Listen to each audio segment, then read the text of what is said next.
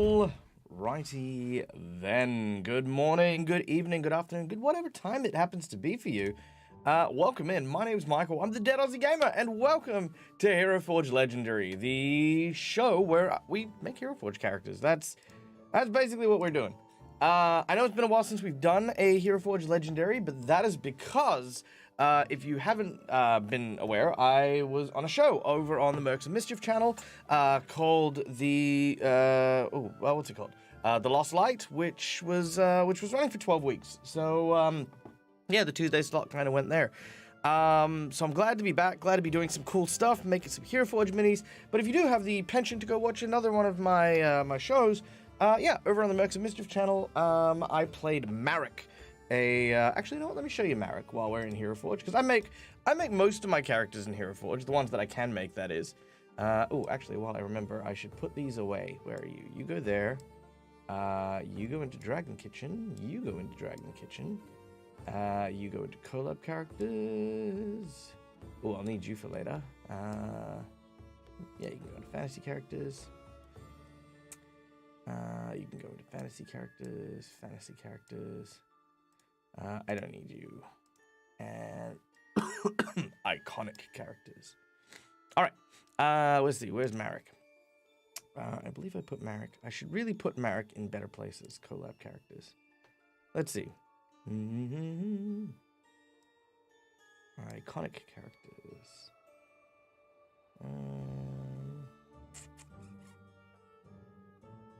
You'd think it'd be somewhere that I'd pay close attention to, but you'd be wrong.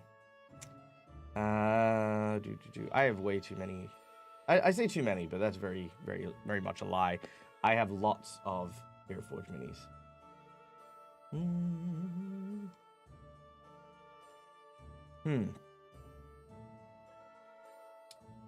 Unless I already put him in with all my DAG stuff? No, not in DAG stuff.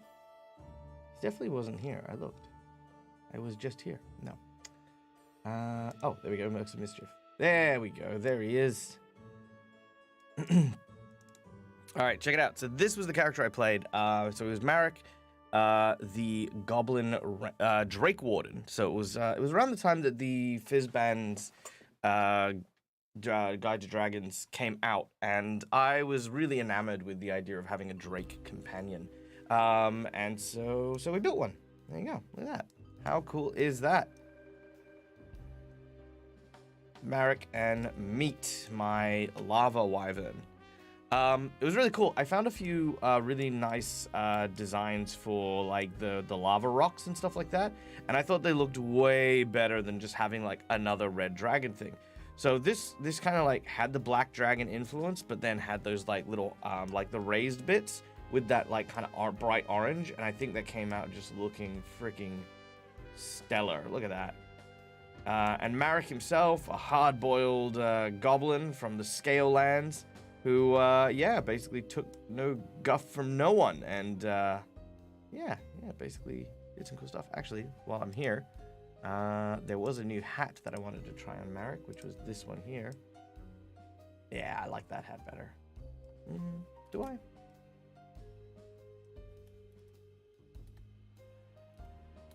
No, I think the bigger hat's definitely good. All right.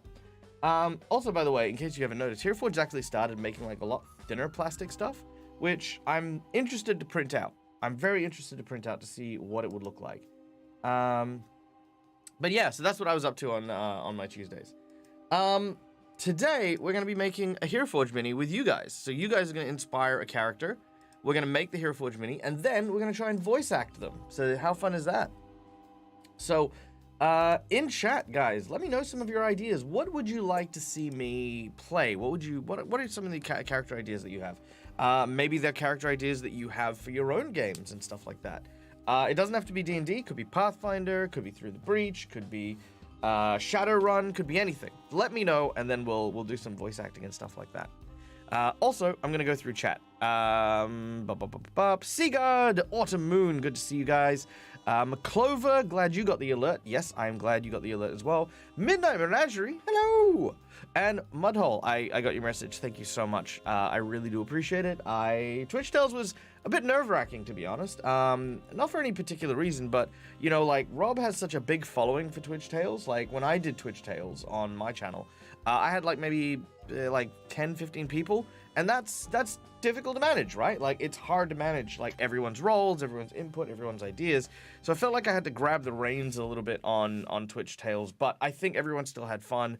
We had lots of points where we had, like, you know, like, kind of the, do you choose the left corridor? Do you choose the right corridor kind of thing? Very circa my Goosebumps era of things. So I was really grateful to be able to play and do that with Rob, and I'm glad you guys had fun.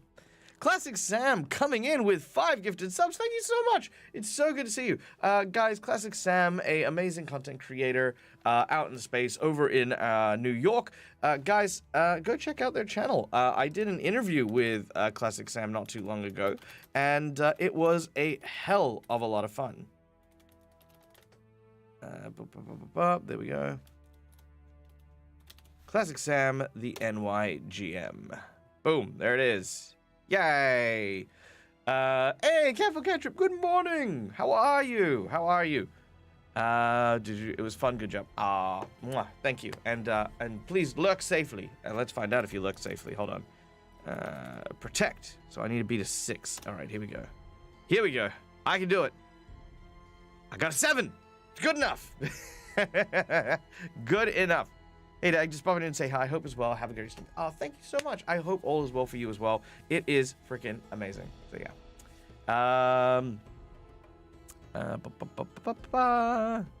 All right. Max said he had... Mac, you've said you've got a challenge. Let me know what your challenge is. I'm curious. You've piqued my interest. I am... Yes, please. Let me know. All right. Any ideas? I don't hear any ideas, but that's maybe because I've got like maybe 5 people in chat. Let's have a look. I've got 23 people in chat. 23 people in chat. God, someone's got to have an idea. Throw something out there. It can be crazy as well. I mean, obviously, it has to be humanoid to some degree, but, you know, yeah, let me know.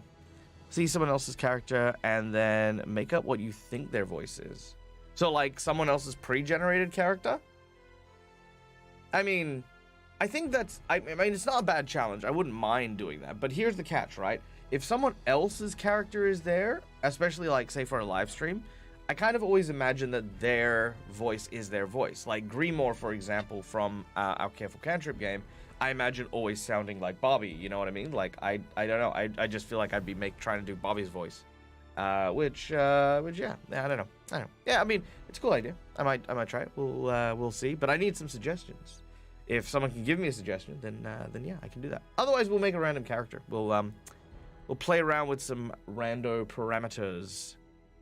I have a druid warlock I'm working on for Easter, trying to work out lair actions. A druid lock, eh?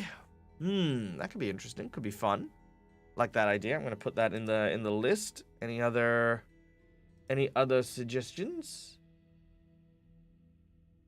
Let's see, where is it? There we go. Poll, new poll. Heroforge legendary character. Okay, so we have the Druid Warlock. Okay, Druid Warlock. Not quite. Like, if it were for me, I'd show you art of a character you'd never heard of, and you've never heard me play, and then see what voice I'd give them based off the design. Yeah, no, that'd be fine. Yeah, McBluff, stuff like that would be a lot of fun. Okay, any other suggestions? What haven't I played? Man, I've played so many things. I haven't played a Harengon. Maybe some kind of Harengon. Harengon are commonly quick and usually associated with things like rogues and things like that.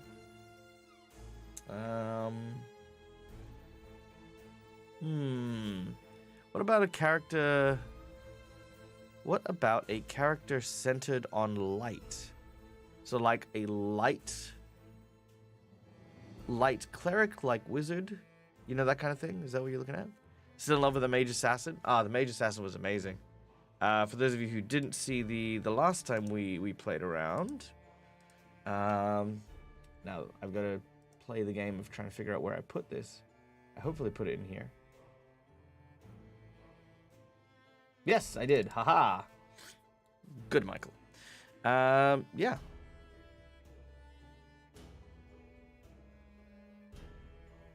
There it is. This is the one we made last time of Penfold's Mage Assassin, which I thought was really cool. I thought that was a really dope one. Okay, getting lurky, but here's a joke. Okay, go on. Go on. I feel like I've got it coming. Okay, so let's see. A light character.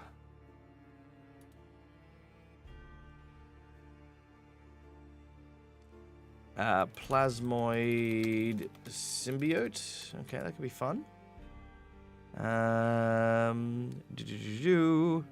Why don't eggs tell jokes? They crack each other up.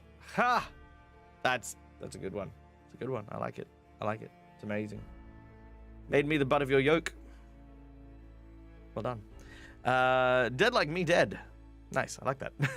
Very much enjoyed Rob's stream this week. I'm binging through your Sirens and Silver playlist now. You're all such wonderful peeps. Just wanted to check some love. Oh, thank you so much. Oh, that's amazing. I don't know what to say. Yes, no, it was so much fun. I loved Sirens and Silver. It was so much fun. I love Rob. Rob's probably one of my closest friends, and I love getting to roleplay with him. I think when we started roleplaying together, we kind of knew that we just do it all the time whenever we could. So yeah, Sirens and Silver, I think might have been the first, like, long-term, I say long-term, like 12 episodes is, not that long when you really, boil it down. But it was our first long-term game together, and it was just so much fun, like, getting to see Rob kind of go down this evil path with their warlock, was so cool. And, getting to write stuff for his character, like, I won't spoil anything about it, but getting to write a whole bunch of stuff for characters in regard to his Patreon and stuff like that, it was so much fun. It was so much fun. And Dread is an amazing spirit on a table. He definitely runs with, like, a whole other energy, which was a lot of fun to play with. Patrick, again, is one of the gentlest and kindest people that I know, but, like, he's got such a talent, like a raw talent behind him. And his roleplay, and playing his shipwright Dragonborn was just like just all the time. There was just this huge weight this character was carrying the whole time, and it was so much fun to watch that, like, come into fruition. And then, of course, my dear friend Janet, who is probably one of my favorite people in the whole wide world. She's the CEO of World Anvil.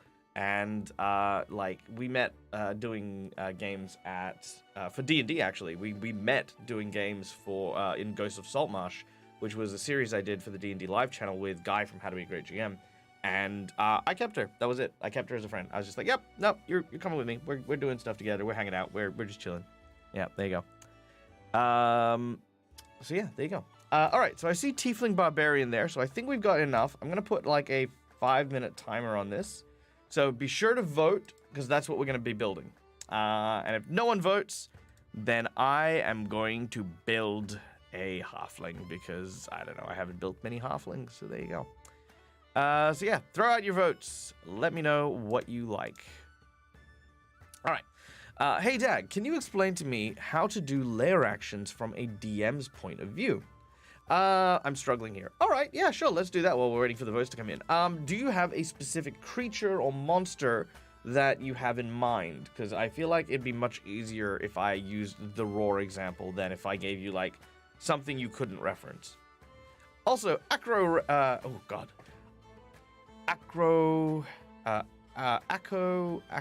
Racib.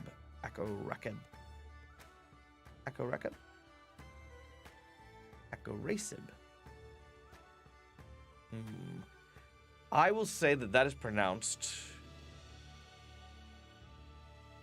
Akareb. That is what I'm going to say. Akareb. Am I right? Yes or no? Let me know. Also, hi.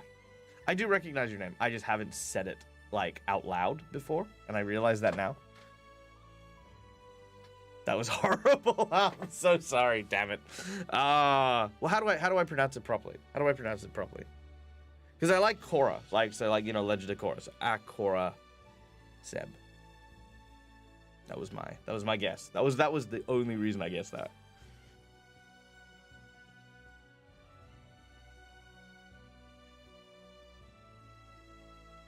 B plus for trying. Thanks, Tony. I don't even think that was a B plus. I wanna say that was a solid D minus, right? Like this is definitely where I've put that on my resume, and then I've like come into work and they've turned around and they've gone, you know what? You've clearly lied on your resume, mate. A core A seb. A core A seb. A core A seb? Is that right? Yeah. A core A seb. Okay, well, yes, thank you for correcting me. Look, you know, here's the thing.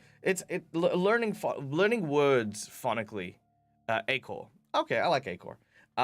But yeah, I like learning words phonically, especially when people have I don't know. It's how Rob is fascinated with maths. I'm fascinated with words, right? Because pronunciations, tones, inflections, all of this stuff is a huge thing when it comes to like, especially learning different languages and stuff like that.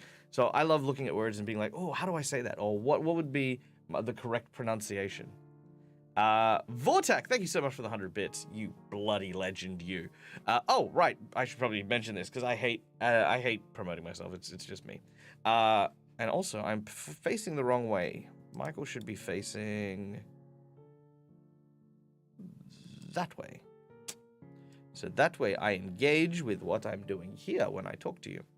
Now, what was I saying? Yes, Michael, donations, right. So this stream is much like most of my other streams, which is we do have the donations up, but there is no tangible like reward. We don't have like, you know, add a funny nose to him or anything like that. But any donations, bits, subs, or anything like that goes towards my trip to America. Right now we're working on the Dead Aussie Gamer cosplay, which is currently well and truly on its way. So yeah, thank you for any donations, bits, or whatever that you donate during the stream.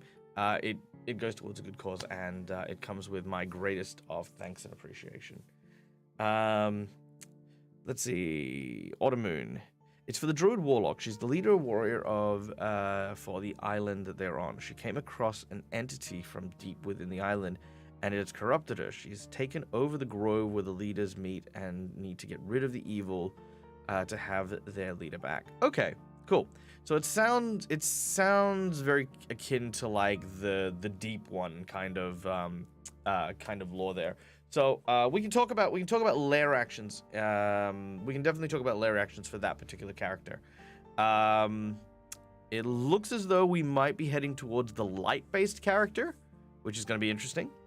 A light-based character should be fun. McClover, thank you so much for the 1,000 bits. You bloody legend. You are amazing. Thank you so much. Waffle Stomp. Nice. Tag, I see Heroforge in the thumbnail. I click it. I'm a simple man. Waffle Stomp. It means you're a man of good taste. That's all. Welcome in. Welcome in. If you don't know who I am, my name's Michael, Dead Aussie Gamer. I do D&D. And sometimes we just hang and we make Heroforge minis. All right, we're going to be making a light-based Heroforge mini. So something light-based. Doesn't give me much to work on, but I will work on it. Damn it, that's it. So something with light as a base. But while we're playing around with some ideas, so to answer your question about lair actions. Now, lair actions for me are kind of like an environmental or situational effect that can be used by the villain in their situation in order to give themselves a leg up. You know what I mean? And that's kind of the key element to that. So, for example, if you're dealing with a fire dragon in a dragon's lair, you might be dealing with, like, say, a sort of spouts of steam and heat. As the dragon gets more angry, the ambient temperature of the cave might go up, opening up vents that are highly pressurized gas on the other side, and might be launching in and out, right? So that would be, in my mind, a lair action. So a lair action would be the dragon steps on the ground, and as it does, it opens up one of these pockets, and you know, we suddenly have the lair attacking, right? This doesn't take out of the dragon's initiative, but it gives an extra kind of thing to add an element of danger to whatever's going on. So yes, that's how I view layer actions. For this one in particular, what I might do is if obviously this character of yours, this druid warlock, has ingrained themselves into the lands themselves, I would probably look at having that character be like sort of like intertwined with like the what do you call it? Like the plants and the other things like the barnacles and stuff like that in the game. So I would have it so that maybe your lair action is a nest of entangling vines suddenly drops down from the ceiling, right? And as it does so, it ensnares them and lifts them off the ground. Or I might look at, hey, this is the cave of leaders. Maybe it'll actually bring up the actual buried skeletons and bones of the previous leaders of that glade or that grove, and they're just animated in this like macabre kind of twisted form, and use them to attack for a little while. You know what I mean? Because they're not zombies; they're just the bodies being moved and manipulated. So that could be a whole thing as well. So lair actions are basically those kind of things. It's the environment they're fighting back at them with the bad guy.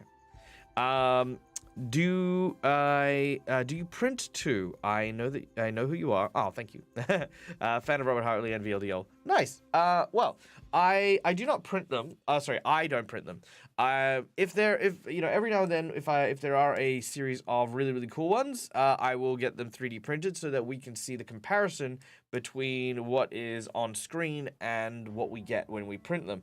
Basically, I want you guys to know what the quality is. I want you guys always to know what the quality is. I haven't done a print recently, so I am keen to get one done soon, but with the Christmas holidays and stuff like that, I wanted to hold off a little bit before then, but we'll see how we go.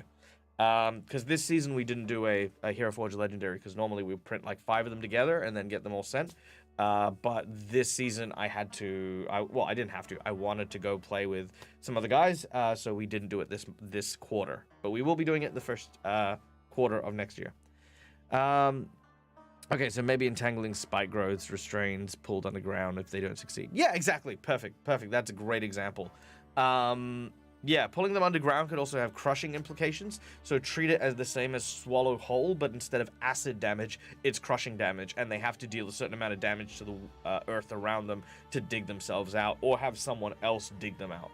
That's a great example as well. Pulling them into the surrounding woods. I wouldn't go with distance, because lair actions are a very bubbled kind of experience. Like, this is the space that you fight in. If it needs to remove someone, I mean, I think burying kind of fulfills that as well, so there you go. All right, let's get started on this character. Now, I just mucked about with a knight because, I don't know, I like knights. But we are going to be making a character who is themed on light.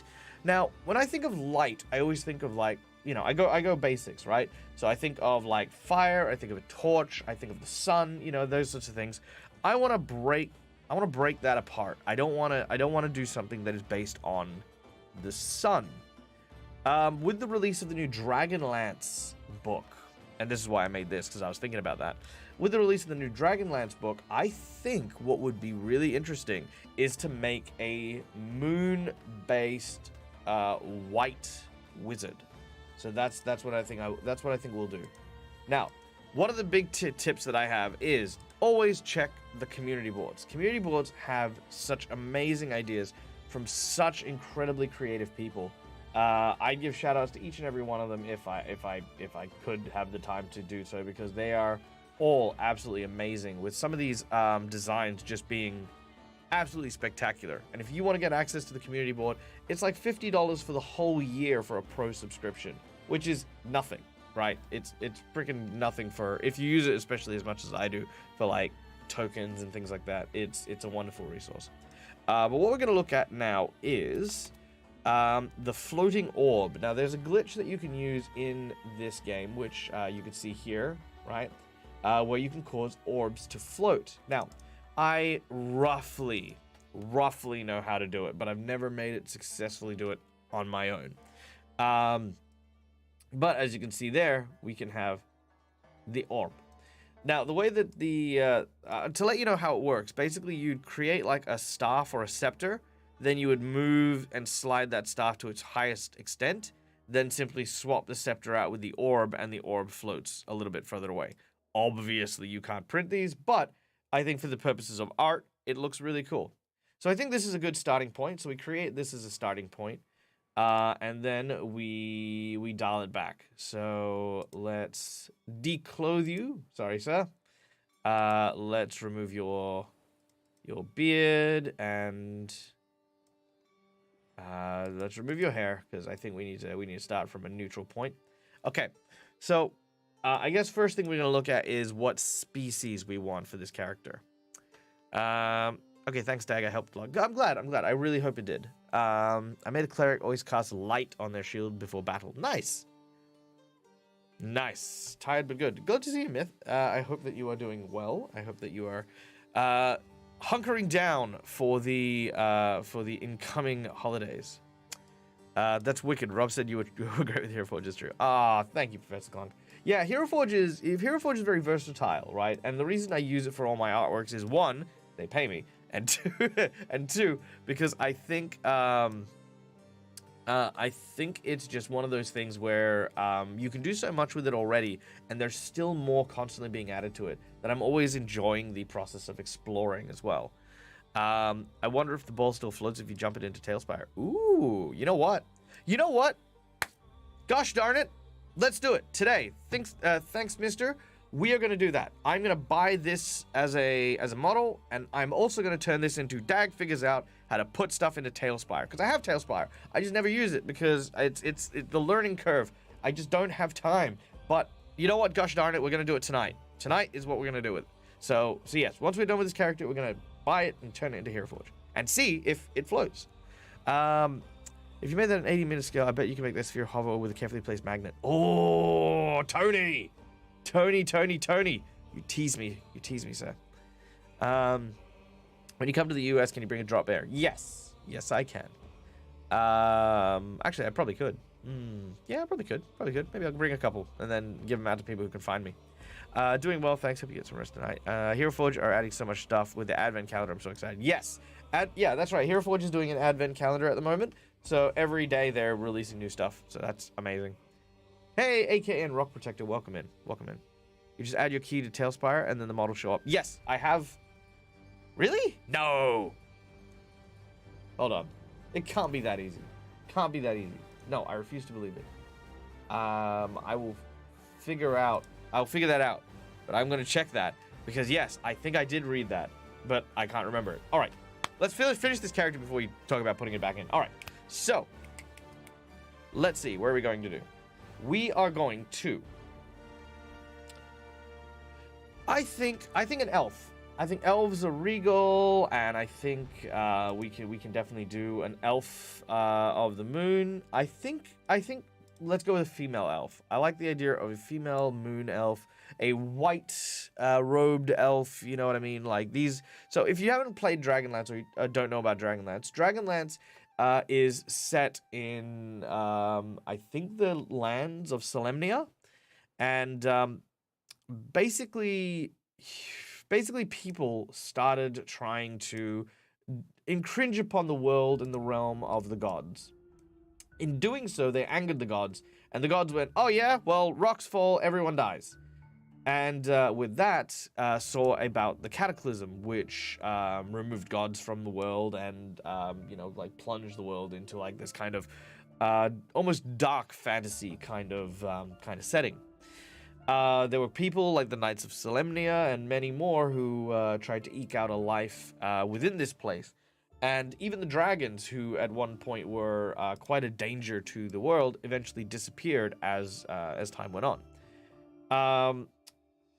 The wizard schools, the mages of high sorcery, are one of the big factions here. And they worship, I say worship, they are inspired by the 3 different moons of the world of Dragonlance: the white moon, the dark moon, and the red moon. The white moon it inspires the healers, the protectors, the abjurers, people who are good aligned for the most part. The Dark Moon, necromancy, evil, black magic, you know, that kind of thing. You know, the black-robed mages kind of, you know, see inspiration in that. And then the red mages who are very much their own beasts. They work on their own materials, their own stuff. They're inspired by the red moon. So we're gonna be looking at making a white moon, I guess, priestess, woman, something. I am a fan of this one. I know it's very basic, but I am a fan of it. I kind of wanna play around with something a little different, because you know the elves are always like kind of the long-haired kind of thing, very wispy, very wavy. Ooh, I like that. That kind of like, see the little kind of disheveled bits up here. That for me just is what makes it. Ooh, there's some new hair. Ooh, fiery hair. And some slick back hair. Okay, that's cool. Ooh, I gotta try this one out at some point or another as well. Oh, I like the little fade that's gone back there too. That's nice. That's cool.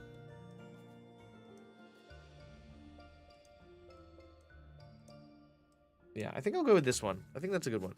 I rented Pathfinder Kingmaker waiting for the update. Rented it? What do you mean rent it? Can you rent games on Steam now? I might risk being social in public if I get a drop pair. Yes, very well. Good. I'm glad.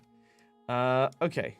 So I think elf-wise, I think the faces, I mean, the thing is they're also looking at doing facial changes, so you can actually modify the faces a lot more.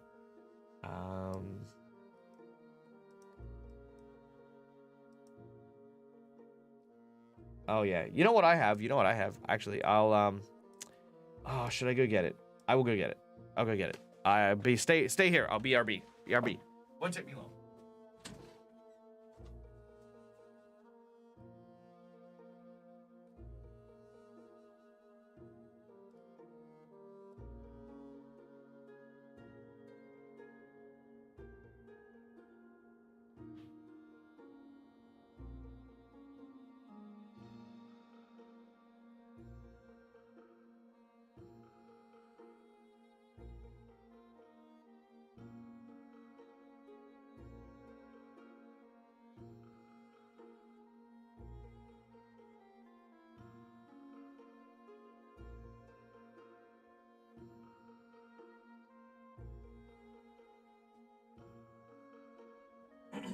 Alright, so I have something cool for those of you who are Kingmaker fans.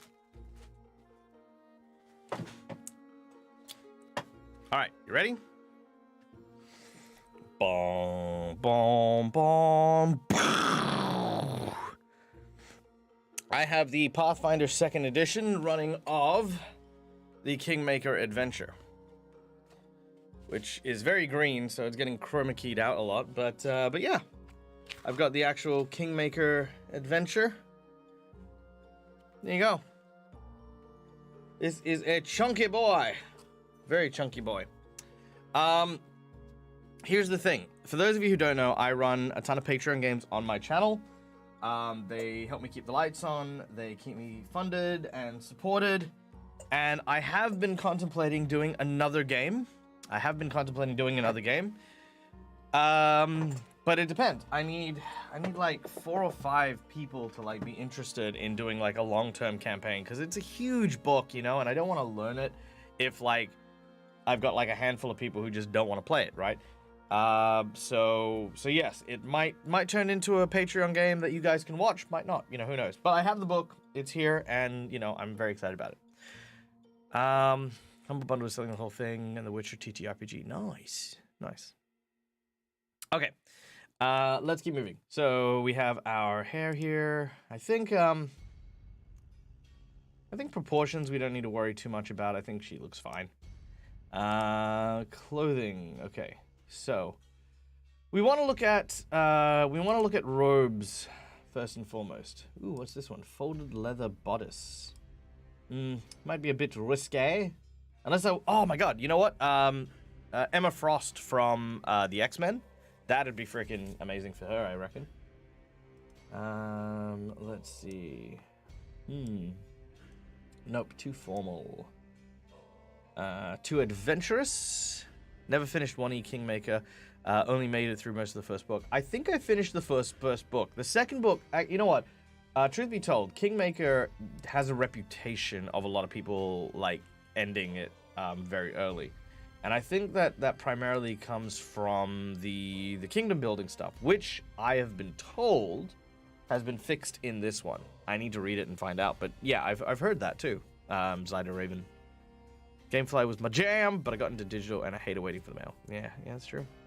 I really want to start playing, just need a patient DM, show me the ropes. Hey, you know what, Penfold? I'm a very patient GM. You find 4 other people or three or four other people who want to play this game, then I'll run it for you.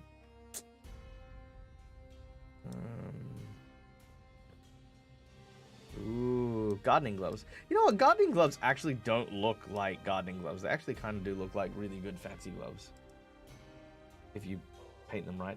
I don't know about gloves yet. I think I'm getting ahead of myself. Let's look at pants. Okay. By the way, so this is kind of like the Celtic kind of like thing. I love the weave pattern. I think the weave pattern's doing the right things for me here. I'm thinking robes. There's always a matching set piece for each of the outfits as well. So if you like a design of something, usually there's another piece that goes with it. Okay, no, I think that's all right. Maybe a bit baggier. Stop! Hammer time! Hammer time pants. Oh, these are cool. I like them. Yeah, I'm gonna go with these ones. Alright, so I think the Viking ones. So let's have a look. So that's cool. It's interesting. Yeah, there we go. So this is the one that goes with that. So that's how that goes. But I think I'd like to go with a longer robe. You know what I mean? Like, I think I'm feeling a longer robe. I don't think all wizards need to look the same, right? But I think if you're looking at a robed wizard, I would like it to have like some length to it. Oh, that's cool. Oh, I love that. That's really nice. That's a winner. What do you guys think? I'd play if I knew more about Pathfinder and could afford the last level of Patreon. That's true. You know what? It's like $50 a month. Sorry, I should plug myself properly. All right, guys, for those of you who don't know, I do run games here on Patreon. I run it for my channel, I run it for my friends, and you know what? If I could, I'd run it for free. But you know, like, hey, bills and things, and that's the whole thing. And the catch is, if you sign up for the Patreon, you get a reasonably cheap game for a professional GM. Like, I think $50, with the understanding that, you know, special events and stuff like that do happen. It's like $50 for the month, which is like, even if you play one game, which is like, you know, $25 an hour for a professional GM. Or alternatively, if it's 4 games, you're paying like, what is it, like 25, 12, $6 a game, $6 an hour, maybe, yeah, something like that, which is, you know, the whole, yeah, it's super cheap, right? But the catch is that it is on stream. You don't have to be physically on stream, but it is on stream. And then most of my actual, like, you know, money for that game comes from there. Comes from our lovely audience influencing the game and doing cool things and stuff like that. And that's kind of where we're at. If you want to check it out, there are, of course. Hey, why didn't it do my tag? Didn't do my tag. I should fix that.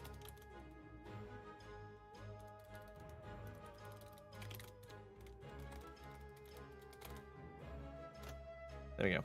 That's the link there. So right now, on Mondays, I believe I have a spot. I need to check up on Chad, but we might have a spot on Mondays. Tuesdays, we have a spot, but I need to check up on Kyle. Wednesdays, we have one definite spot. Sorry, not Wednesdays. Friday. Friday, we have one definite spot. And we might be looking at doing another, well, again, we might be looking at doing another one if enough people express interest. So there you go. Just pay your bills with taxes and TNT GP. I mean, people will take crypto to pay for everything. That's true. That's true.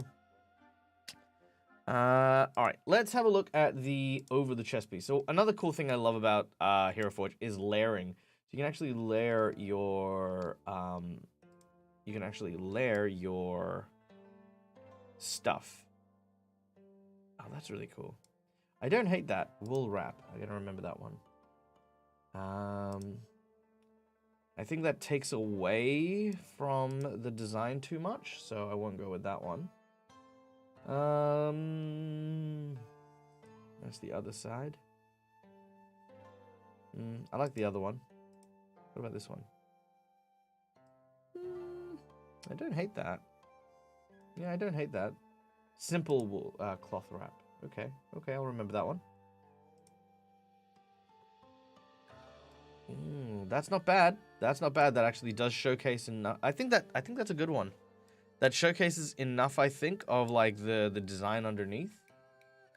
Okay, that makes me happy. I like that one. Now let's see what we can do here.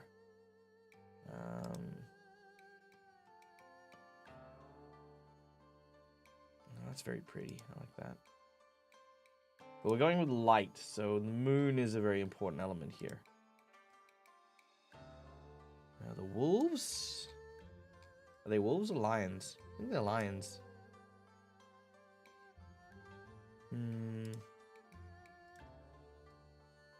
Oh, maybe just the simple necklace. That's a good one. That fits like perfectly right in there. Hey, Milsey, thank you so much for the sub. Chew, when they print, how do they keep the orb up there? They will not. But we are going to be trying to use this in Tailspire to see if the 3D model does this. You can spend hours here on this. Yeah, me too. Me too. I can do that too. Love to do a game, but couldn't commit with work and travel and stuff. I'd be a chat rat. Aw, thank you so much. Look, sorry. Let me rephrase. I'm not trying to promote my channel. I mean, I am trying to promote my channel. I'm not trying to promote my Patreon games. It's not a game that exists at the moment, but I am just saying hypothetically, if I would ever run it, it would likely be, you know, like, hey, it'd be a paid game. Like, it's hefty, man. Like, look at this thing. Look at this thing. Right? Like, I can run Pathfinder. I can run a great game of Pathfinder, right? But that for me is like, imagine having to read that. That's what I'd have to read, okay? So if I have to read this, yeah? If I have to read this, it is going to be for a game. I'm not going to read that casually in my time. I don't have time. I barely sleep. You know, there you go. I do plan to raise it once again. Most favorite. Oh, Myth, don't worry about it. You're good. Are you good? I want everyone to know this as well. I'm not starving. I exaggerate in terms of like the, you know, like, hey, it keeps me fed and yada, yada, yada. I mean, it does keep me fed, right? And it does pay my mortgage and it does all that sort of stuff. But one of the big things we do on the Dead Aussie Gamer channel is we say to donate and to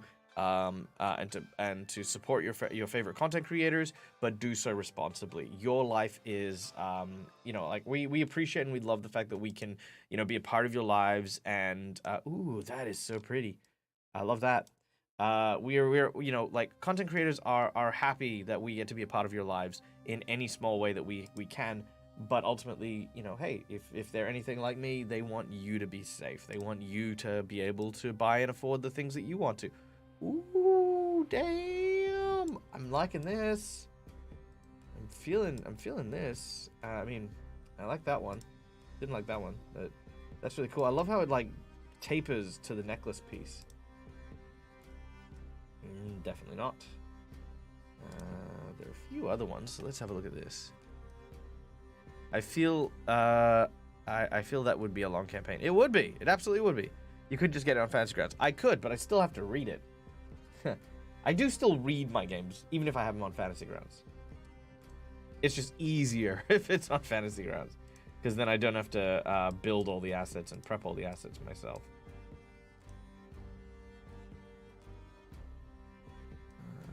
I think that eats up too much of her head.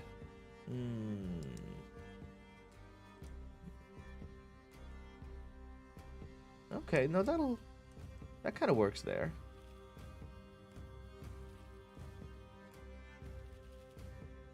I'd have to check the neck again.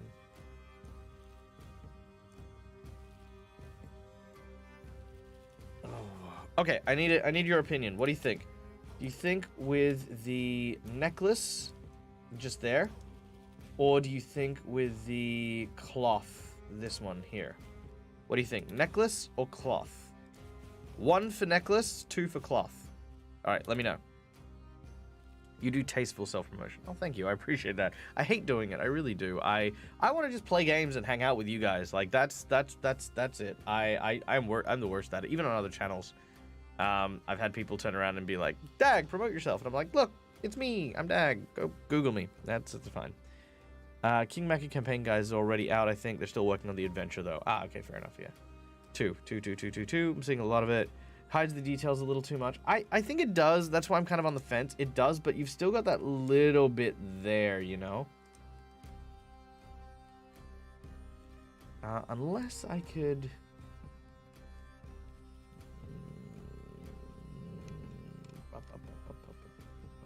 No, they don't really have anything that'll work. Okay.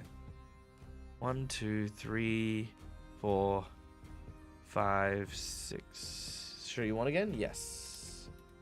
There's 1. That's 1. That's 2. 1, 2.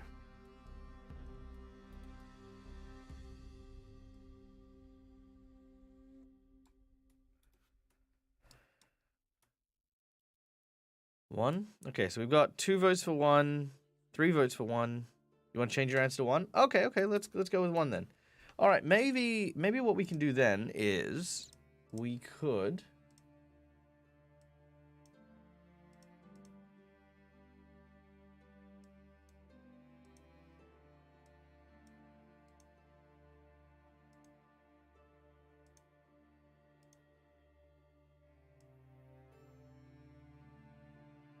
maybe. Oh, you know what? That looks really cool. But oh, it looks really cool. But like, I'm wearing the hood. God damn it.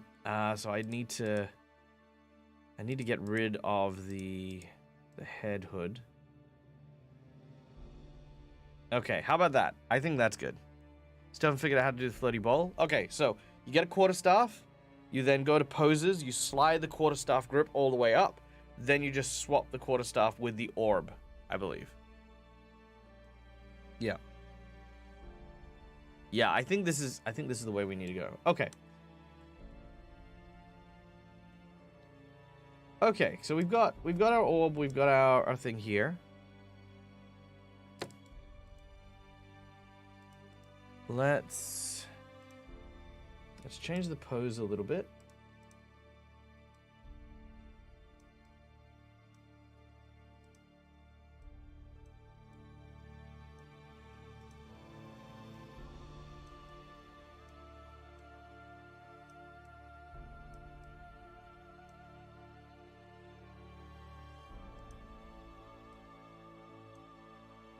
Okay. One thing to remember is when you pose your characters, always kind of imagine how their stance is going to be. Where does their weight carry, and how do they fit? Like the original one that this guy had, I think the arm was a little awkward, right? Because he hadn't moved the shoulder or the clavicle backwards enough. So if I'm holding something in front of me, right? But if I'm holding it just like that, that's really uncomfortable on that shoulder unless I move that forward to then be forward, you know. So that's definitely one of those ones you need to do. 2 hoods are okay. I do it in real life. Hey, thank you for the follow, Tez914. Welcome in. If you have any questions or if you want to chat, let me know. What would happen if you 3D printed this? It wouldn't 3D print. I feel like they'd yell at you. But we're going to be building this and testing to see if it works in Tailspire. So that's a big thing. Your music is very Dark Souls sounding today. Ooh, well, thank you, I think. It's the Seeker's Guide to Twisted Taverns soundtrack. So if you are looking for good tavern stuff, guys, check out Seeker's Guide to Twisted Taverns. Such a mouthful. Because it is it's a great resource. I've got the book, and it is one of the most amazing tavern books that I have ever purchased. And that's saying something. Okay.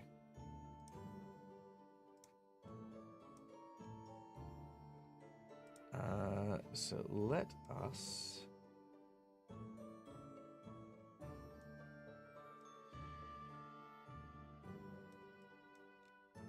Okay. So slightly blue, but still an off-white for that moon. And let's add a glow to it, because I think the glow is going to be important. But we don't want to oversaturate, because if we overglow it, it's just a white ball, right? So we want to make sure that we've got that look, that kind of like there's the sheen on it. Yeah. We don't want it metal, so we want to turn off that. See, because that's a bit too metal, right? So I think that's good. Roughness, we can improve the roughness. Fuzz, I don't think that's doing anything. All right. Then what we're gonna do is we're gonna add decal to that. Now this is my trick for moons, right? Is if you if you use some blood splatter, the right blood splatter, mind you.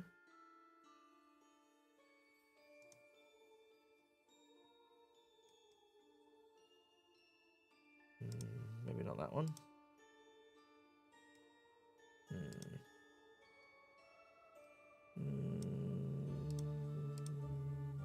Aha. If you use the right blood splatter. Nope, that's not it either.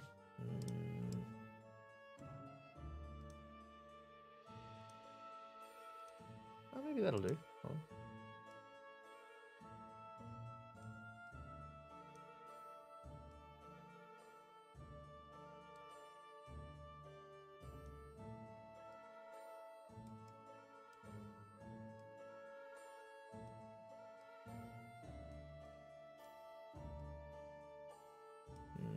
Maybe not. It's got to be a good one. We'll find it.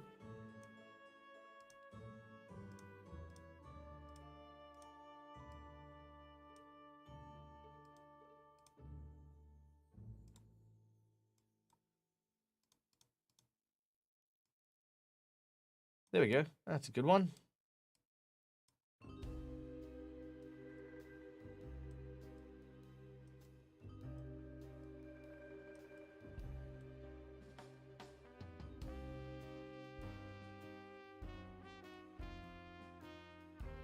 I wonder if I can rotate that orb.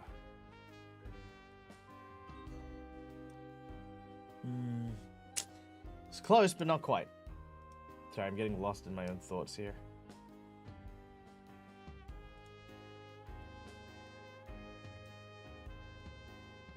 That is ominous and cool. I almost want to use that one just because that landed like that.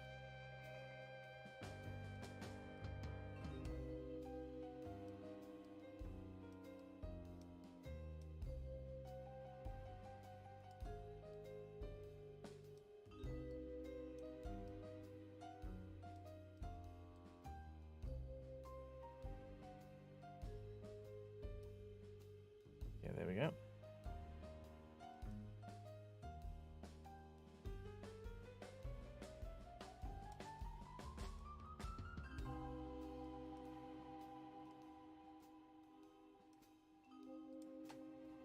Okay.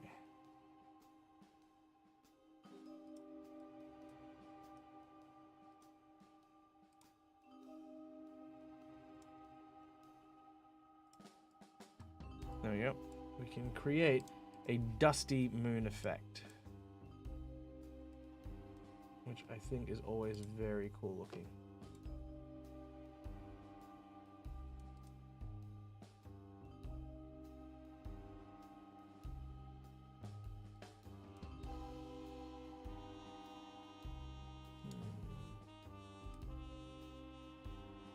There's a few different ones. Just trying to find the right... Trying to find the right tone, but I can't seem to find it. So let us adjust that. Beautiful. I love that. See, there you go. It doesn't have to be too gray, but just a little gray, just so that it creates that dynamic look. There you go. So now we have a moon. I think that looks like a moon, right? Looks like a pearl. Yeah, it looks a little bit pearlish. Maybe we'll go gray a bit more. There we go.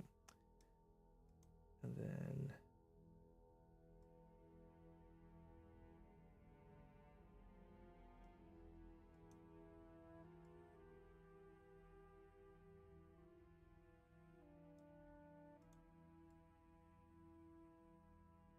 There we go.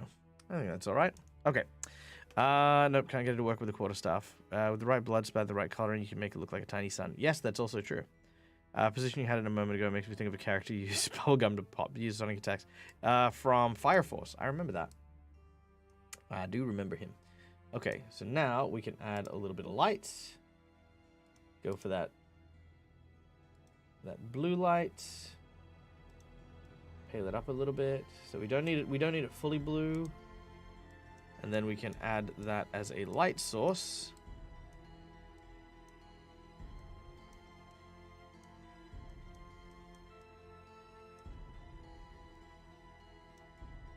For our design. So there we go. You put the moon upside down. What do you mean I put the moon upside down? It's like floating. I mean, I don't know how I can put it upside down. Stop it. All right. Let's add a bit of color now to this character. Actually, you know what? Let's change up her pose real quick. I like the idea that maybe she's conjuring something.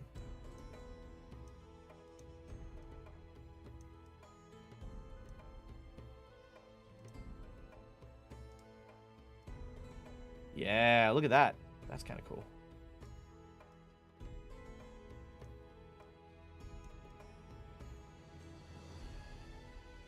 That's cool. That's a more dynamic pose. I like that.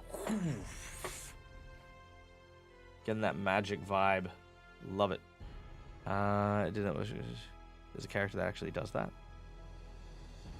Yeah, in Fire Force. They blow up a bubble, and I think they fill it with like flammable gas, and then they bite it off, and then it pops. It's more fire than anything else, but you know what? There you go. Oh, ha! I get it. Hey, Odd Bandicoot, welcome in, welcome in. Okay. So naturally, the robes have to be white because they are, of course, a white robe. They are a white robe wizard. But how white do we go? I mean, just because it's white doesn't mean we have to have the same white for everything. In fact, I quite recommend not doing the same white for absolutely everything.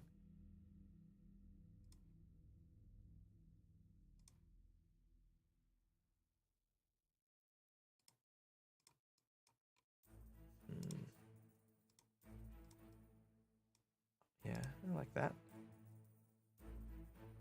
That's cool. That definitely breaks it up a little bit more, which is nice. Then maybe that. No, I think the back one does need to...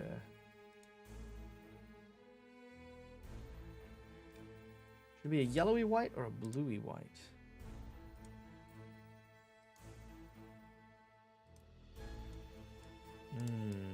Interesting. It's kind of more of a reddish pinkish white. Interesting. Been sneaking out of lurk mode. Hello. I've been here, just not here. But that's okay, Creative God. Always good to see you. Laptop isn't like dream. Fair enough, fair enough. By the way, how did you like my why zombies don't play soccer? I didn't see why zombies don't play soccer. Why don't zombies play soccer?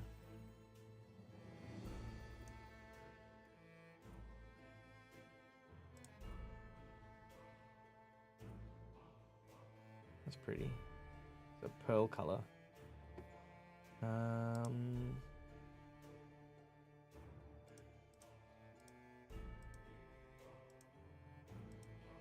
Interesting, interesting. It's kind of a gray. Oh, that's not bad. I don't hate that.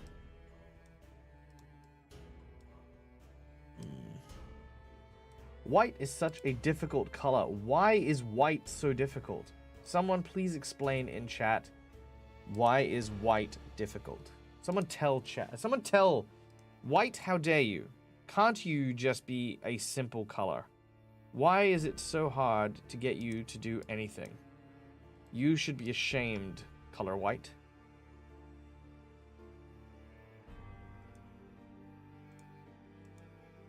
White is shite. It's in your Hero Foundry.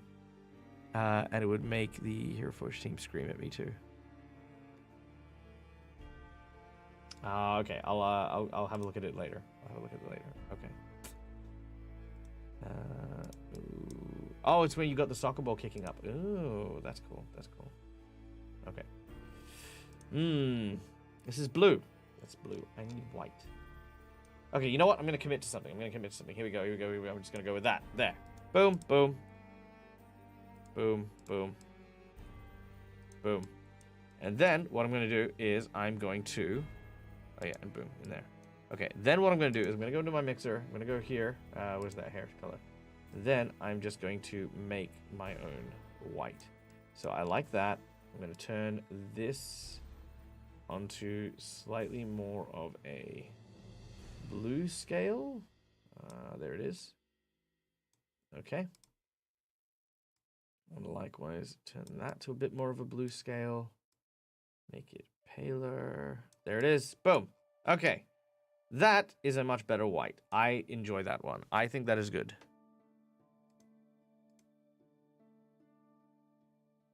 Okay, what do I feel like? It looks so unnatural whenever I use it. Yeah, I agree. I think it does. I think because we there's usually so much definition when it comes to wearing like white as a color that it just seems or feels unnatural when it's just like a white robe. You know what I mean? All right, let's get this going. So I think some gold in there. I think that's going to be very important.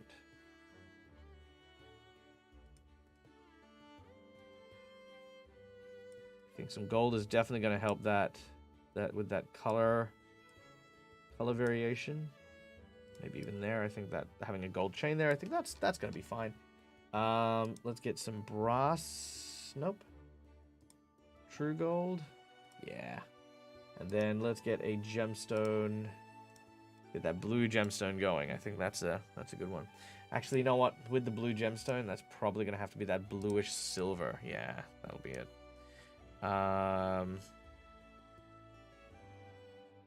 Okay, and I think these can actually be that bluey silver as well. I think that'll work.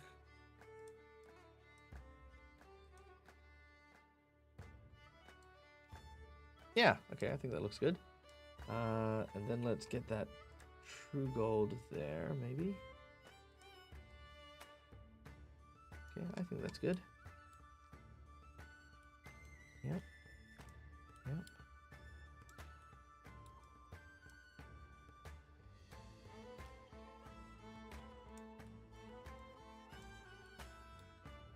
Okay, and then I think we'll go with just a straight up blue for your actual shirt. I think that's going to be good. I'm not liking the pants as much anymore. I think we can mix around with the pants. How I behave there. Bad white, bad.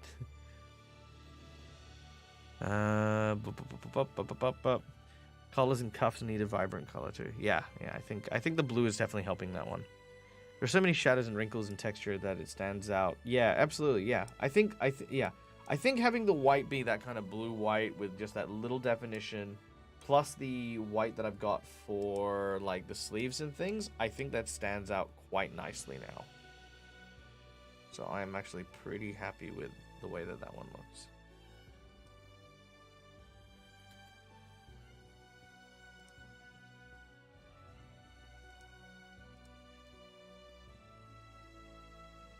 Yeah, I think I'm pretty happy with the way that one looks.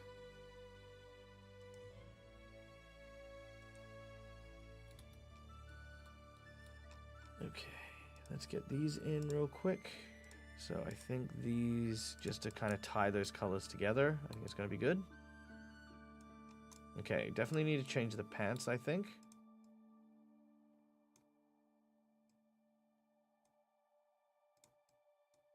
I think that's going to be okay. All right, so pants. Hey, Art Heart Studio, lurking while working. Man, that's the way to do it. Lurking while working. All right, let's see.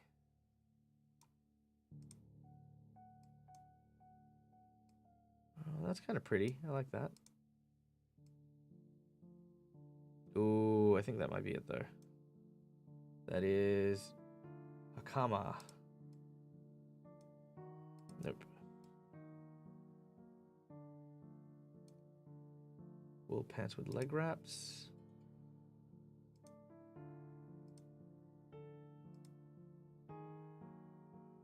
Ooh, I kind of like that one. I think because what we can do here is we can A-. As a mage, they should all be red color so that no one can see them bleed. Ha! Duke would agree with you. Okay. So what we can do there.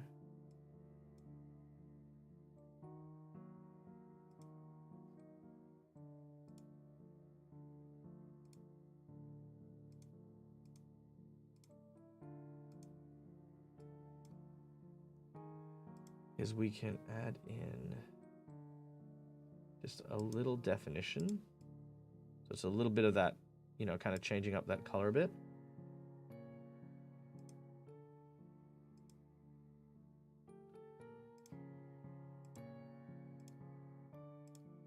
And then getting that white back in there.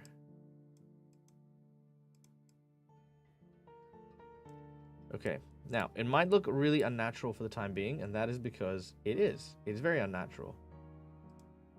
But what we'll then do is once we add in her skin tone, which let's just give her the old Caucasian skin tone here, just as we go through. So as you can see there, it starts to come together a little bit more.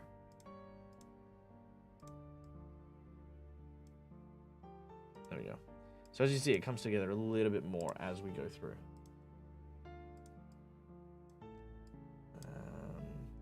But we can also play with the different types of elf. So I think that kind of skin tone looks good. I mean, if we want to go with an aquatic elf, we can do that as well. I guess what kind of elf do we want this to be? Hey, Vancouver by night. Welcome in, guys. How are you? How are your streams going? You guys doing well? You guys been killing it? Killing it, spilling it, illing it. I do not rhyme, but you know what? Let's, yeah. Ooh, that one looks nice. I like that one. What type of elf do you guys think this should be? It should be a high elf? Should it be a wood elf? Should it be a drow? Should it be a forest elf? Should it be a, I don't know what other kinds of elf there are, but you know, yeah, let me know. Hey, nomine patre. No, sorry. I'm sorry, that was very out there. Hi, welcome to the stream. Jesus. Sorry, every time I think of that, I think of the meme. I'm so sorry. But yes, welcome in, nomine. Nice to see you. For those of you who don't know, my name is Michael. Dag, Dead as a Gamer. There you go. Hi. Ooh, there you go. A moon elf. A moon elf? What the hell's a moon elf? No, seriously, what's a moon elf? Dag goes here, Dag goes to Google. Moon elf. Moon elf. By the way, I will say this, right? Here's my thoughts on D&D characters. I do not think that D&D characters should all, right, look and be exactly the same as whatever their thing is, right? Like, if I am a crocodile person, right, like, let's say a lizard folk themed after the crocodile, right? I don't want to then be a crocodile taming crocodile druid who is a crocodile, right? You don't need to go to that extent, okay? If I'm a moon druid, I don't need to be a moon elf moon druid who worships the moon god, right? You don't need to moon it all up. It's not like you were born and then it's like, yes, you were born as an elf, so therefore you shall be the elfiest elf that shall ever elf this elfing elf, right? I mean, just calm down. You don't need to do stuff like that.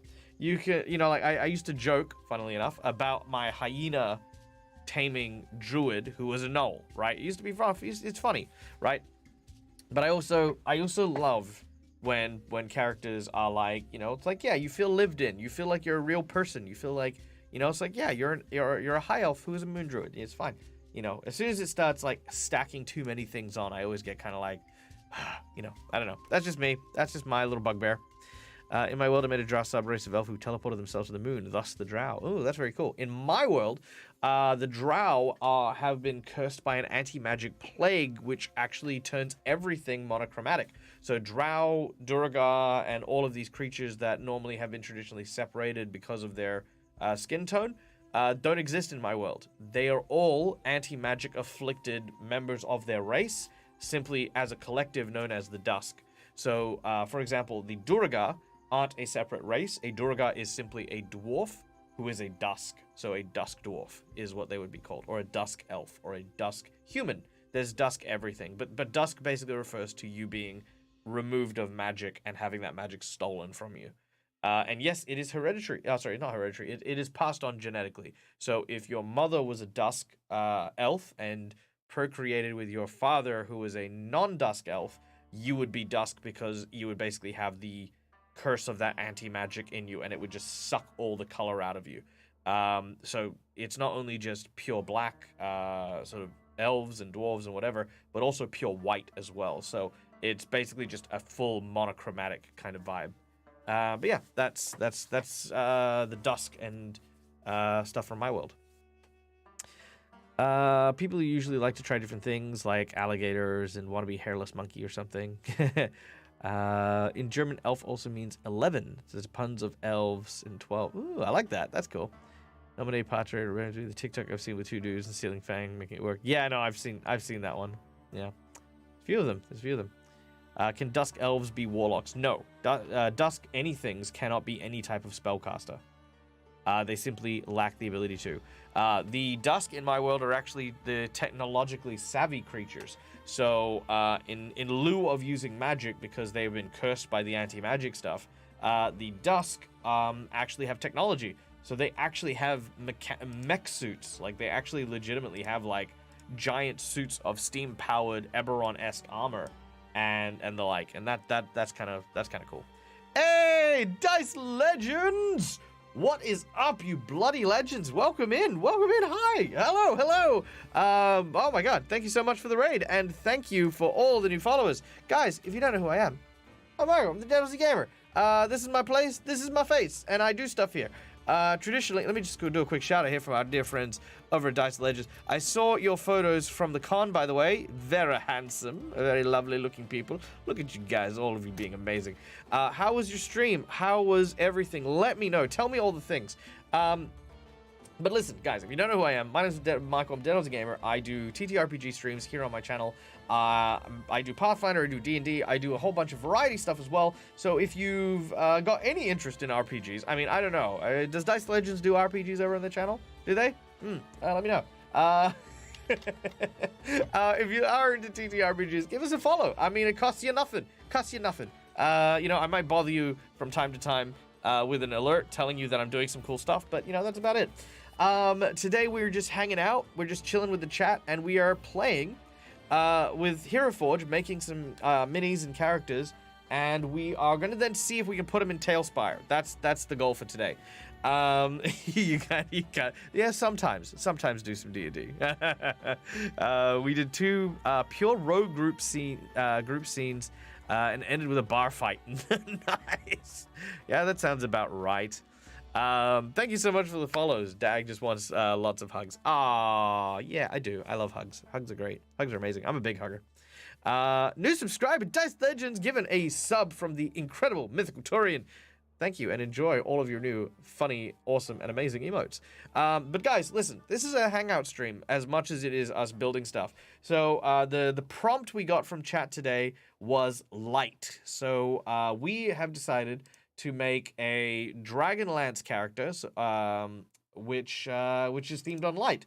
For those of you who don't know, Dragonlance is a new book that just came out on D&D 5e, which features in the Dragonlance world where mages actually gain their power and worship the gods of the moon. So I thought, instead of going with light as like the sun and holy light, I thought it'd be really cool to build a Dragonlance white mage with the moon kind of floating up there. So that's really cool. So I think this is kind of like really nice. We're also just chatting and talking. So if you guys have questions about TTRPGs, about your games, or if you want to tell me stuff about what's happening in Vahid's game as well, like, hey, like I said, super casual chat. Ask me anything, and we will talk about it. All right, Dag wants to teach us Pathfinder. I always want to teach people Pathfinder. I want to teach people all the games, not just Pathfinder, everything. Through the Breach, Shadowrun, frickin' The Dark Eye, everything. Isabu, nice. I like the Dusk Elves. My friends running a campaign where there is no color because the prince ticked off the gods. I'm starting soon an elemental world where the drought originated in the land of night, perpetual darkness and bioluminescence, lots of stars. Very pretty. I love that idea. That's an amazing idea. OG, I'm working on butt-pinching sprites for a world-building stream. Amazing. Why not? The sprites for all sorts of weird things. I mean, Tooth Fairies, for example, in my world, actually are the progenitors of what would be the Grim Reapers. So, in my world, the god of death was actually a fairy who was seen by the god of knowledge, and the reverence she had for the dead was super important because she wanted to protect her people. So instead of, because they were bone fairies originally, instead of feeding on people who are alive and, you know, able to kill them, they would go and feed on the dead. But they wouldn't just devour them and rip them apart and stuff. They were actually very ritualistic about it, very respectful. And the god of knowledge went and saw that and was like, hey, you guys are actually pretty, you know, like, reverent of the of death. And he spoke to the queen and said, would you like to be the god of death? And the queen said, yes, absolutely, please, as long as I could look after my people as well.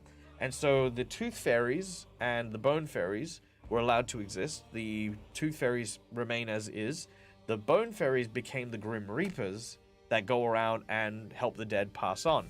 Yeah, there's a whole other story there about her being tricked and there being actually a second god of death, technically, but that's because, Oberon, the god of the Fae, around that time didn't like the idea that he was almost usurped by the Bone Fairy Queen, and so he tricked her and stole the godlike persimmon that she was supposed to eat, took a bite out of it first, and got a portion of the power of death. And the first thing he did was to reroute death away from the fairy folk. So if you are a Fae, you are unkillable, because death does not come for the Fae. However, the god of knowledge saw what happened and said, listen, we're still giving the god of death role to the Bone Fairy, but I love your ingenuity. I love your commitment to trickery and deceit and manipulation. So we're going to give you your power. You're going to keep it. We're not going to take it from you, but you will now be the god of mischief and the god of like lies and trickery and stuff.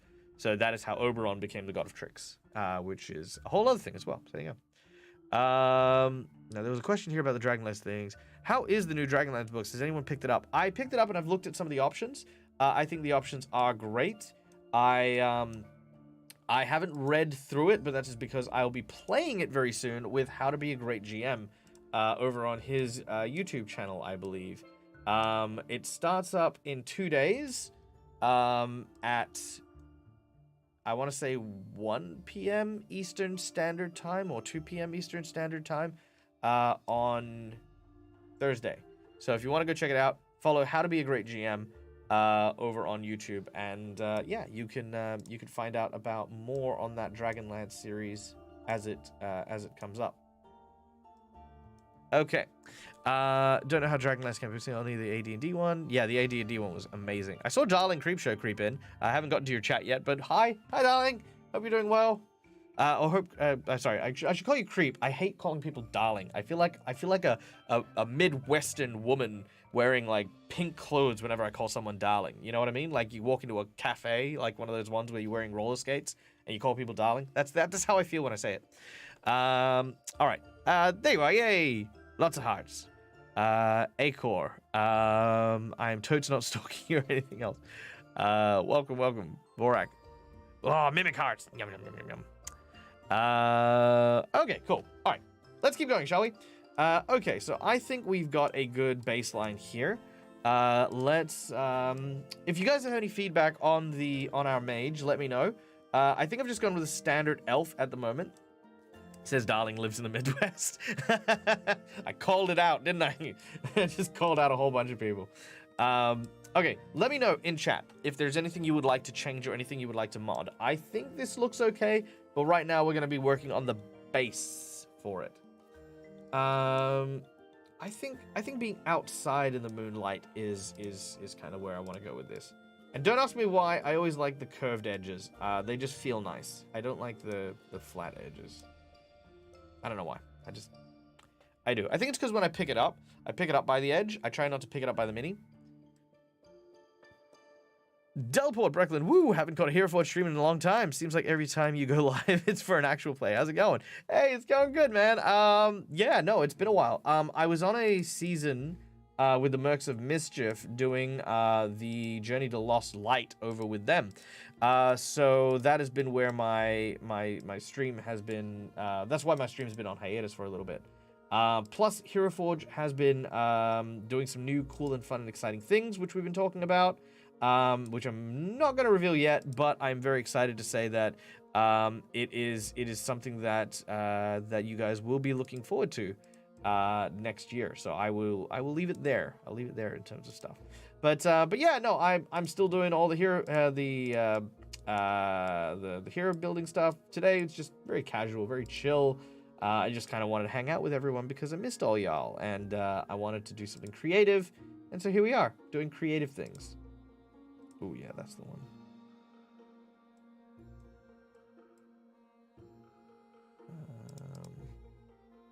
But yes, how are you guys? You guys doing good? You guys kicking butt?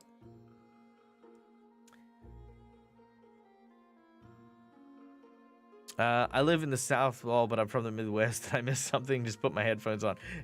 Hey, Creep Show. I was saying when you came in, I said, "G'day, darling."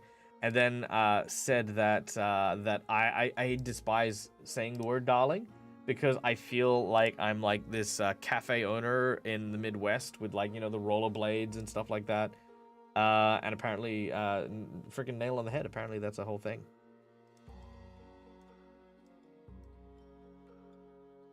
But maybe it is, maybe it isn't. I mean, who knows? You guys would. I wouldn't. I don't have a Midwest. Our Midwest is like the middle of nowhere.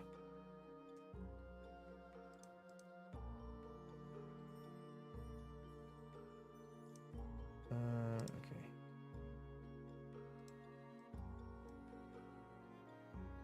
There we go. Beautiful. I love that.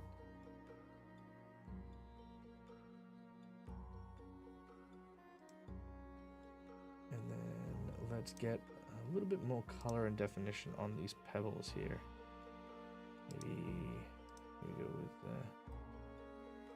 yeah, there it is. Sweet. Okay, that's looking good. It's looking really nice. Okay.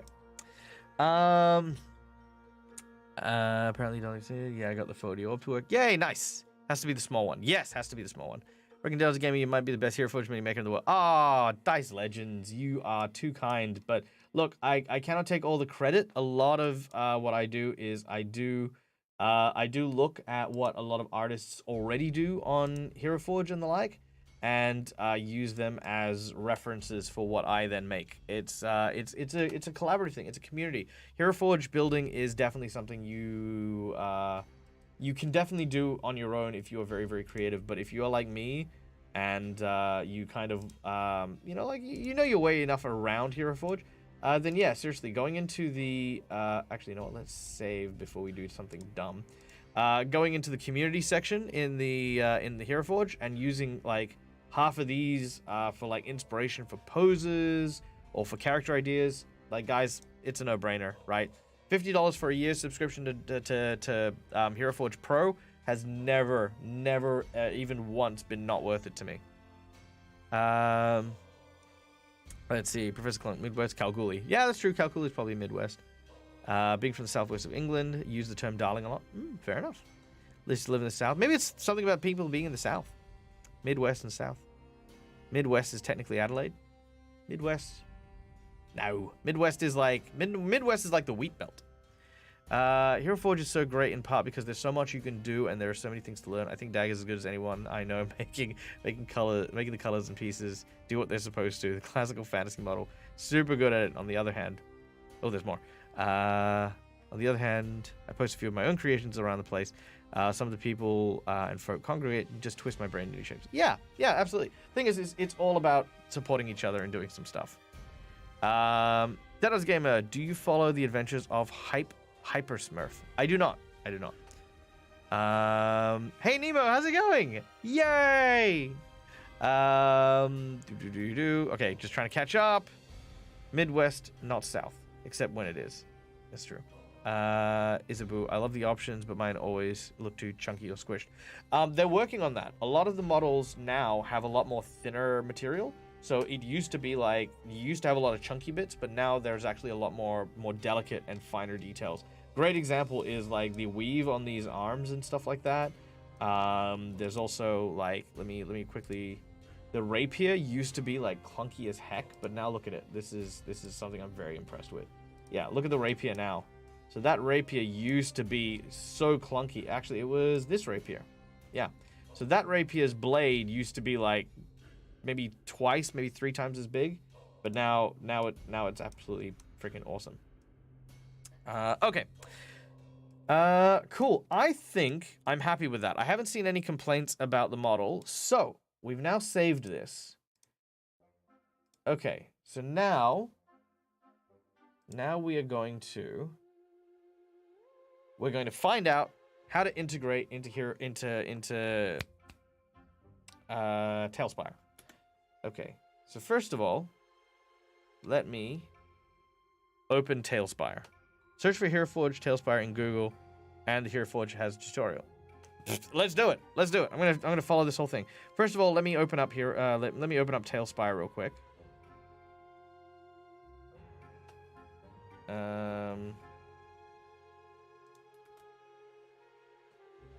Let me open up Tailspire real quick, because I know that there'll be a process, but you know we'll get there. We'll get there. Tailspire.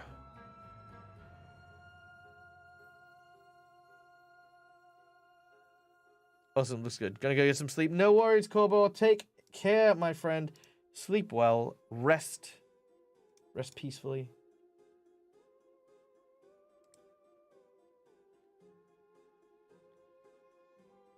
You need your Heroforge key, basically, and then paste it into Tailspire. I think that's the gist of it. Hey, Crazy Dave in a hole. Hopefully you've put yourself there, and can get out whenever you choose. But welcome. All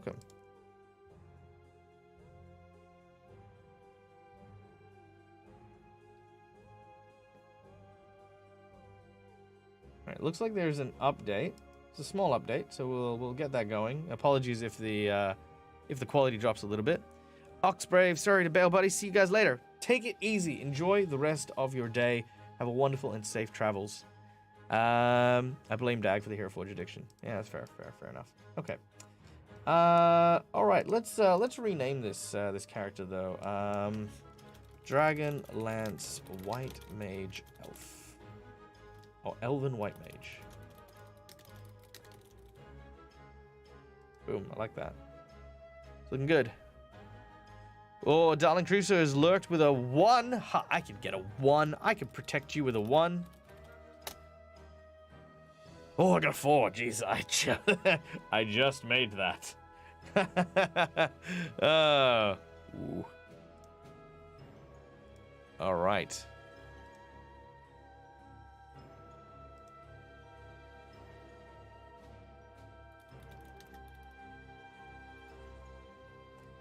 Okie dokie. So while this is going, guys, do you have any D&D questions? Any questions regarding your games, your things that are going? Anyone else who thinks the Elven White Mage sounds like the Ku Klux Klan? No. No, I do not. That's how you protect someone. Ooh. Oh, I got flamey noises. Okay, let's make it so you guys can see what's going on. Game capture. Tailspire.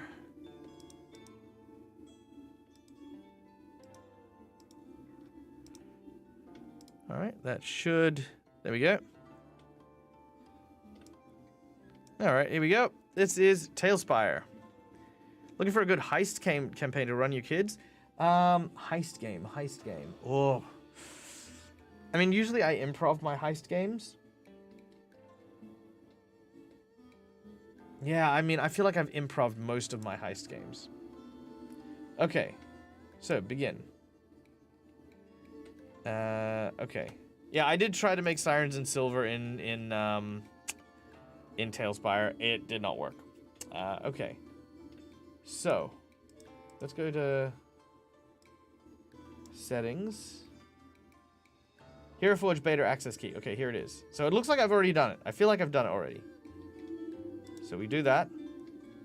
Create new campaign. Testing Heroforge integration. There we go. It is very hard to find a good heist campaign. Actually, you know what? Okay. Going into Pathfinder a little bit. So Pathfinder, I'm just going to turn off the music real quick because there's music coming in from multiple places. All right. Pathfinder First Edition has a book called Ultimate Intrigue. Whether or not you use what's in there is, you know, kind of one thing, but Ultimate Intrigue has a ton of rules on how to run a heist. So you can make one really, really well with some of the materials in there. There's a new D&D anthology coming out next year. They're all heist. Ooh, that'd be really cool. Have you heard any good D&D inspired solo games? Ooh, not off the top of my head, I'm afraid. Campaign region, Australia, please. Wait. Nope, Singapore is better. But you know what? I'll go with Australia.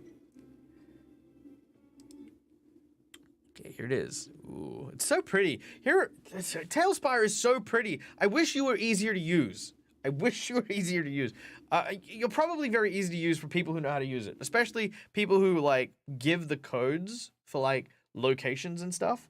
That's the whole thing, and I appreciate that. Okay, here we go. Cyberpunk, sci-fi. Okay, now where do I go? What do I do here? Boards, campaign, players, tutorials, atmosphere and setting. Okay. Citizens, lore, street. Unique creatures? Nope.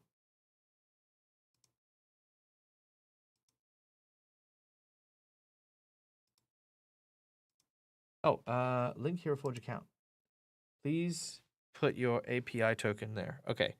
So let's try this real quick. Count.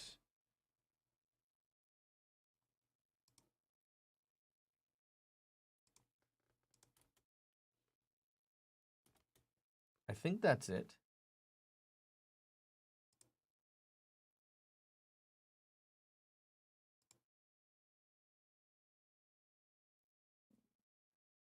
Yep, looks like I've got it.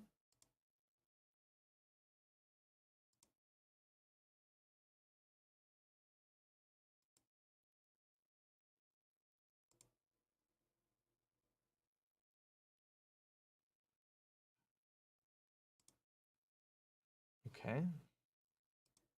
And I'm just going to blank you guys real quick just while I paste my access code.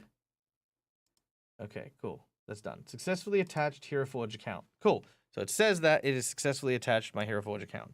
Now, how do I access my Heroforge stuff?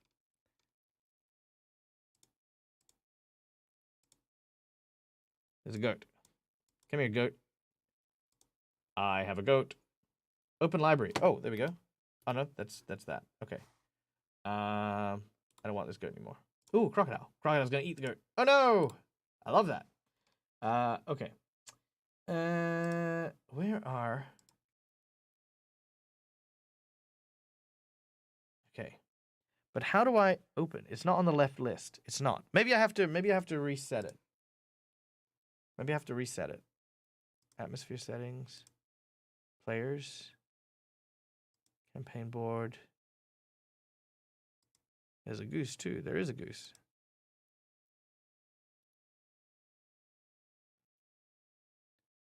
Okay. I do not see the Heroforge ones.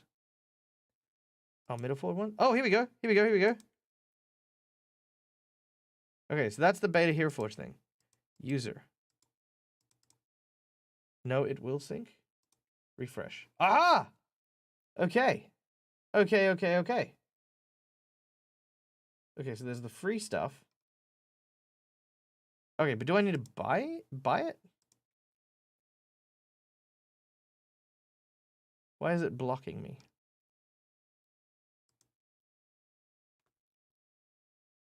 Okay, so that's the beta Heroforge stuff.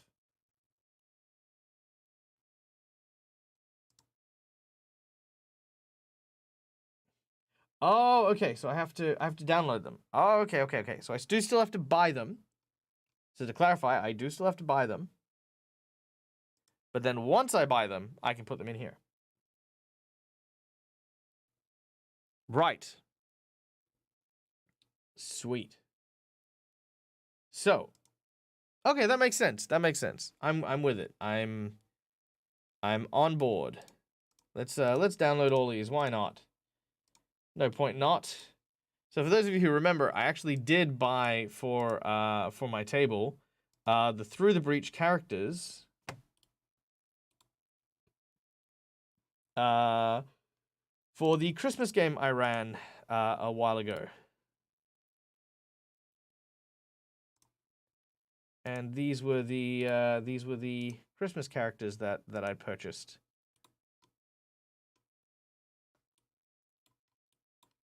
Yeah.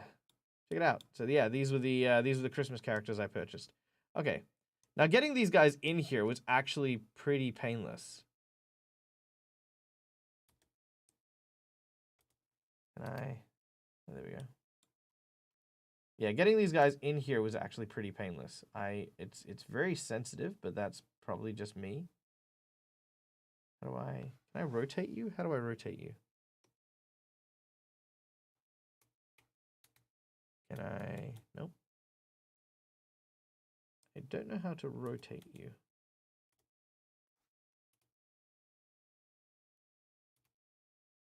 I will need to learn how to use you better, Tailspire.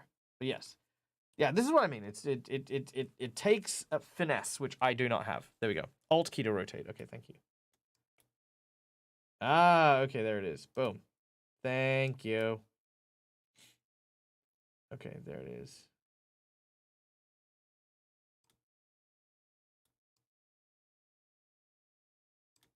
All right, look at that. How cool is that? And then we have the dead Aussie gamer. Look at him. Look at him being all dead and Aussie.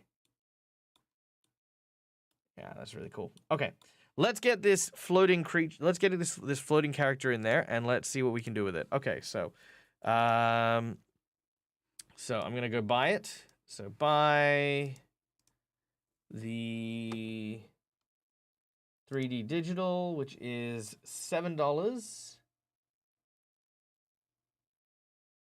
And it integrates. Here we go. Comes in high resolutions for Tailspire, Harpy, Dungeon Alchemist. You can play with Dungeon Alchemist? Is that the one I'm thinking of? Let me just check something real quick. Dungeon Alchemist. It is Dungeon Alchemist. Ooh! Hey, if Dungeon Alchemist is a thing, maybe I should try that too. Okay. Oh, so he does the same thing. Ooh, okay. So I'm going to get this, and then I'm going to try Dungeon Alchemist. Okay, we're doing it. Boom. All right, so I've purchased it. I'm going to check out. You guys don't need to see my bank details, but here we go. Also, if anyone wants to buy the mini, if anyone wants to buy a mini for me that you would like me to put into this, this is good. $8. Give me $8. I'll buy something and put it in here. You don't have to, but just saying. I feel like that's a really cool idea, though. Like, maybe I should do, like, a regular stream of it. Just like, hey, guys, if we raise, like, $8 for this stream, I will just put this into a digital format. We'll buy the digital format at the end of the day and see if it works. Okay. Okay, so I think I purchased it. Pretty sure I did. Let's see.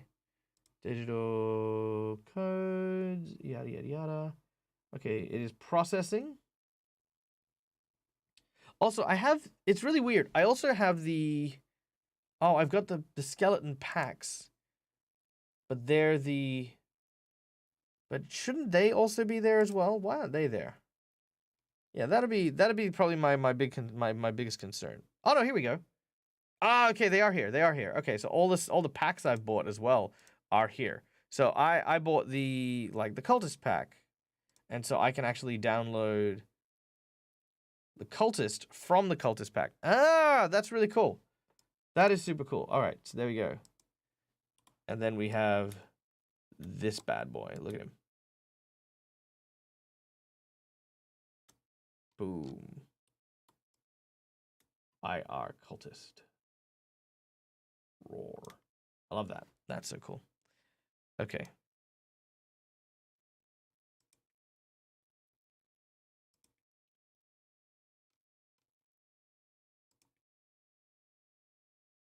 All right, so we're going to give it a few moments because it'll take a little bit of time. But yeah, that's really cool. Refresh the Tailspire icon. Okay, hit refresh. It's not quite there yet. Oh, it says it's syncing.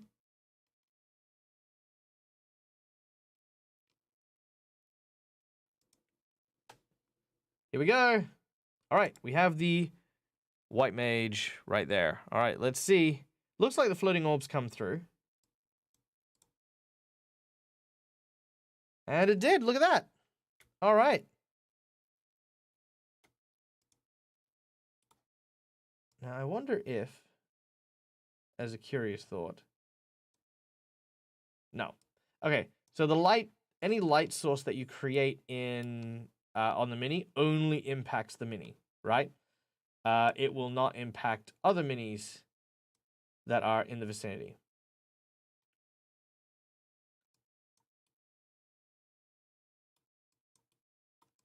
But there you have it. All right, so to answer the question, yeah, it looks great, and you can use the floating mini trick in your 3D models. Here's what I'd probably say though. Can I enlarge this mini? That's my next question. Can I enlarge you?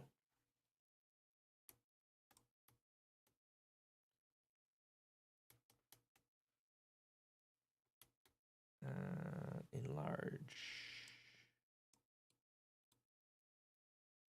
Click and turn on torch. Click. Let's see. Torch. Okay. Can you change the color of the torch? Yeah, that'd be kind of cool.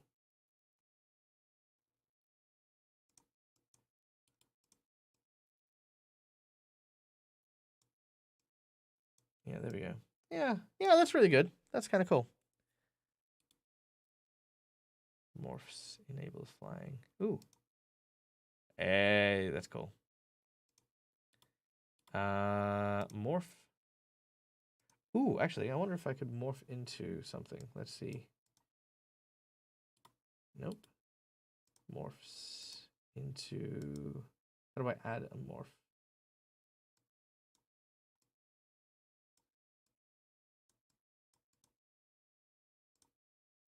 Nope.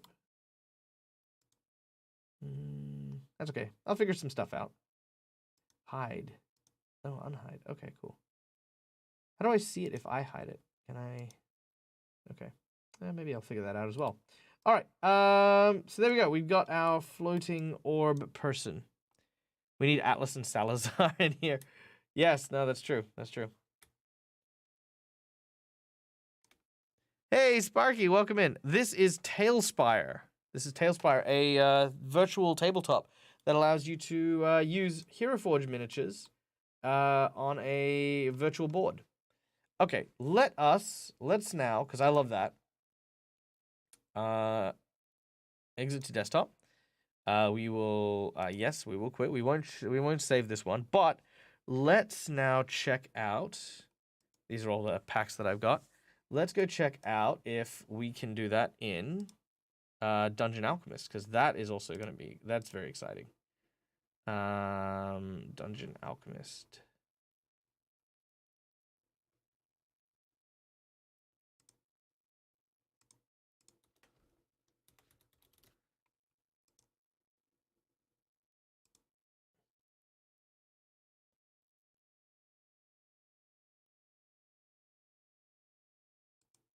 All right, that's gonna take a few minutes. So, let's chat a little bit about this. Oh, no worries. See you later, Penfold. Take it easy.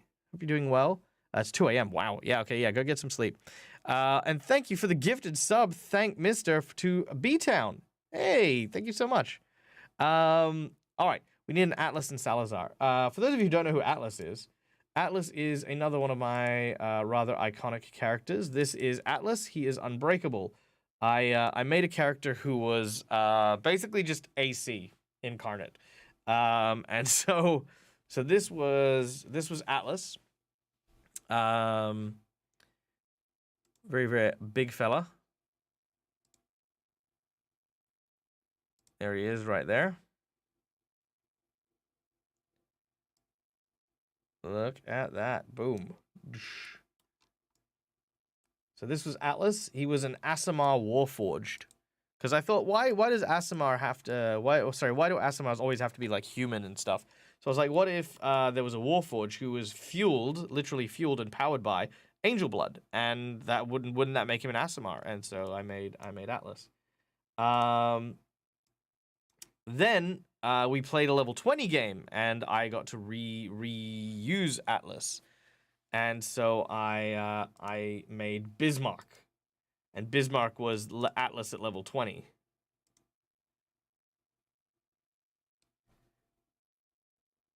Oh yeah, he was so much fun. He was so much fun. But yeah, this was Bismarck, who was the level 20 version of Atlas, which I absolutely love. I actually I saw a few models that had like the flamethrower on the top as like a like a like kind of like a exhaust pipe, and so I've loved using it as an exhaust pipe for like Warforges ever since. Yay, no worries, AK. It is going late, so so take it easy. I'm gonna try this Dungeon Alchemist thing. I just need to do the update, which is only a couple minutes away, and then I'll probably call it an evening there, and we'll go raid someone. Atlas is unbreakable. Yes, Atlas was unbreakable. Atlas went into 2 fights so far. I've used Atlas twice. Once on D20 Deathmatch and once in Robert Hartley's game. And both times, Atlas took more damage from himself than anything else. I think I finished that level 20 game on full health, and with the other battle, I think the most damage I did to myself was based on like, I think no, it was the cold. The cold did damage to me. Isn't the Atlas Mini you licked some time ago? What? No, who licked a Mini? I didn't lick a Mini. Certainly didn't want to see if licking the Mini made it more transparent. That was not me. Nope. Actually, I do have the Atlas Mini. I'll go get it. I'll go get the Atlas Mini real quick while we are waiting for the update to do. Hold on. Actually, I may as well switch back to Atlas. There we go. Bismarck and Atlas. I would love to get Bismarck done in bronze, but that is going to be expensive, and I can't afford it. So there you go.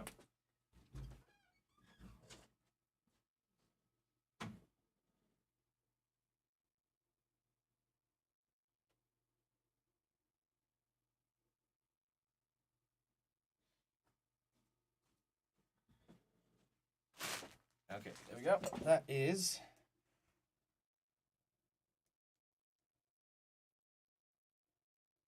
Yeah, Atlas came out so good. Abso-freaking-lutely love him. Probably one of my favorite minis, honestly. Yeah. The End of Time campaign, level 20. I don't know. Was it level... No, I feel like it was... What did we do? Level 20. It was hard to say what we did.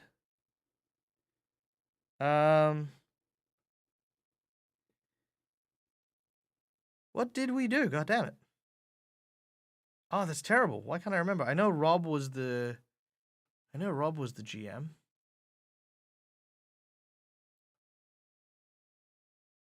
I want to say wasn't the Vecna fight. The Vecna fight, I played the wolf. It must have been the end of time one. Must have been the end of time one. Okay. All right, cool. All right, so Dungeon Alchemist is now ready. So let's go check that out.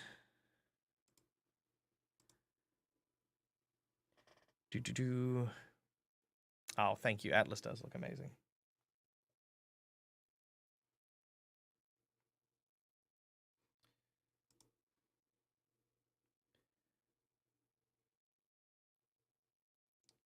Just loading up. Probably chugging my stream. Load.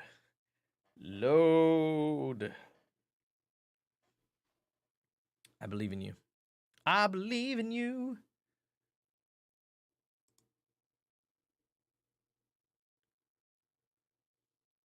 Trash a tower in hell. Yeah, that was it. Yeah, no, that's what we did. We destroyed a tower that had a guy in it. Yeah, Vecna was dread. Yeah, Vecna. I played the werewolf. The Beast. Which is really funny. Rob was so on point with that fight. Like, as soon as I walked in, I ended up getting dominated. And then Rob turned around and just goes, yeah, no, just dispel magic on that. No, he did so well. But you know what? It came with a clear like, oh, Dread wasn't gonna hold back with Vecna, and so that we shouldn't hold back either. And so we didn't hold back at all. That fight was a whole thing. Yeah. Started in a bakery, went straight to hell. Yes, that's right. Yeah, we went from a bakery to hell because a wizard said time is breaking. I remember that. Yep. Now it's coming back to me. It's all coming back. And I was a baker. That's what it was. I feel like in a lot of games that I play with people, I often feel like I'm the one who reads the homework, right? Like that I've played in so many games where like we're supposed to make characters who are like, hey, we're gonna play a game where everyone is like gonna be space rangers, and it's like, cool, I made a space ranger. I went to Ranger Academy. My parents are really cool. They wanted me to like follow my dreams.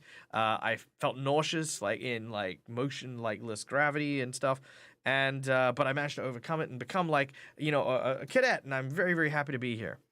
And then somebody's like, I'm playing Spency McSpencerson, and I didn't want to be a space ranger, and I don't want to be here, and I want to like ride motorbikes and stick it to my dad, And it's like, that's a really cool character, but like we are space rangers, right? Like like you not wanting to be a space ranger. It's like, why would the Space Ranger Corps be like forcing you to be a space ranger? Like it puts a lot of onus, I think, on a GM when a character rebuffs the starting bit. That's my thought, anyway.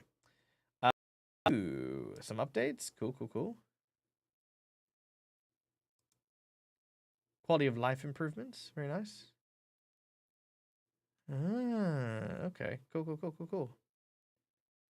All right, here we go. So, how do I integrate Heroforge? Redeem code.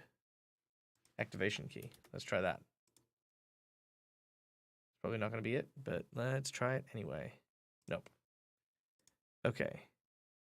Settings. Nope.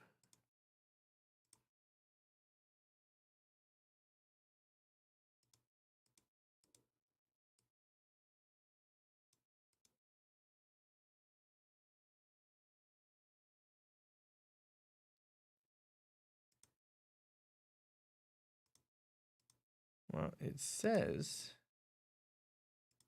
that we should be able to integrate it somehow. Place tokens. Here we go. Well, these are clearly Heroforge tokens, I think. They look like them. Heroforge. There we go. Okay. Turn that there. Yeah.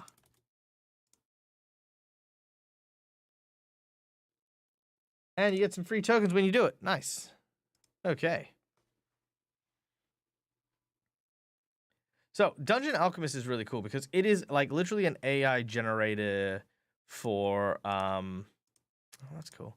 It's an AI generator for dungeon. So basically we can go with, here is an abandoned ruin, and then it generates the abandoned ruin. Look at that. And creates the map. And then we can go, you know what? Let's make it like sort of go out a little bit more to here. And then you can make it do that. And it even deletes some of the wall and creates a door. Right? So how cool is that? All right, Heroforge is loading. It's at 50%. But then it looks like we can put like some NPC guards. We can create another guard here. So there we go. So there are 2 suspicious guards chilling out over here. Well, don't you worry, because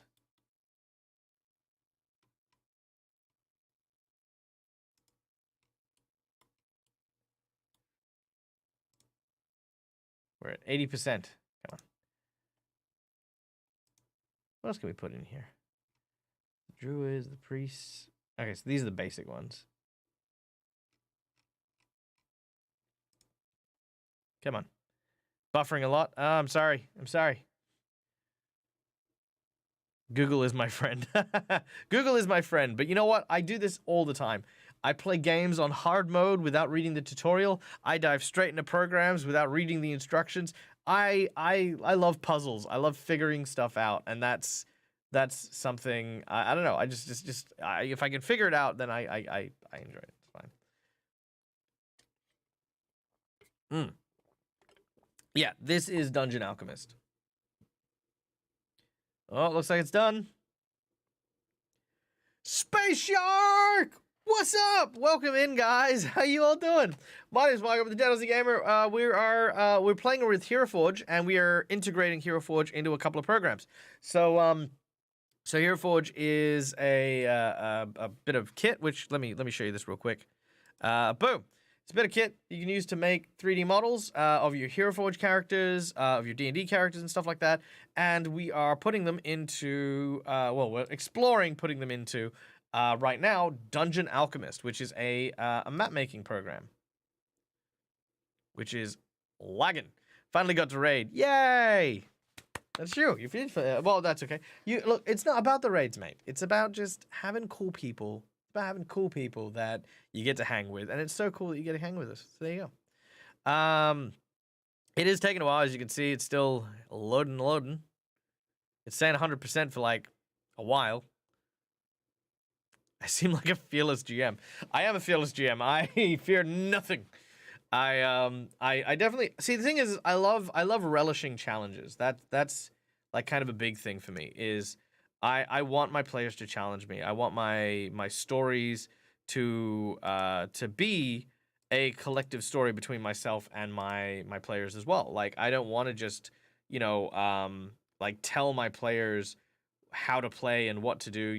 I'd much rather them feel like they've got a handle on the wheel as much as I do. Oh, it looks like it's crashing. Hold on.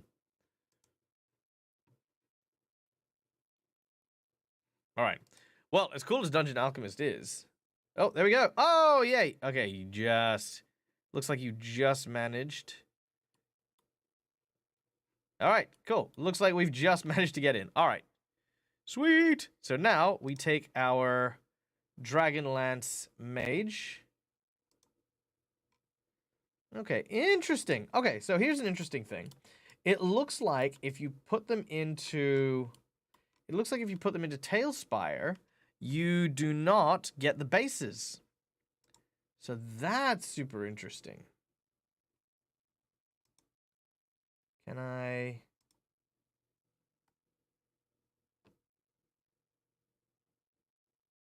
First person view? What?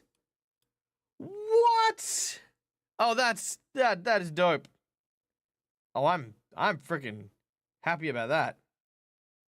Also, they're bears. I didn't realize they were bears. And you can record from this perspective? Damn!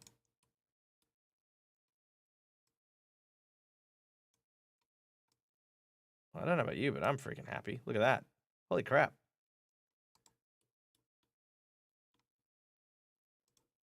All right.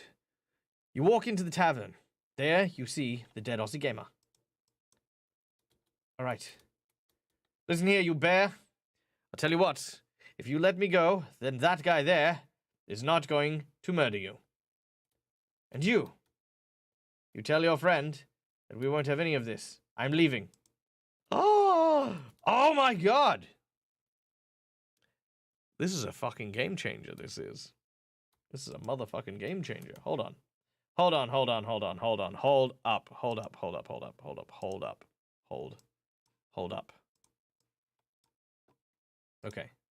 Let me just... Yes. Yes, they are. Okay.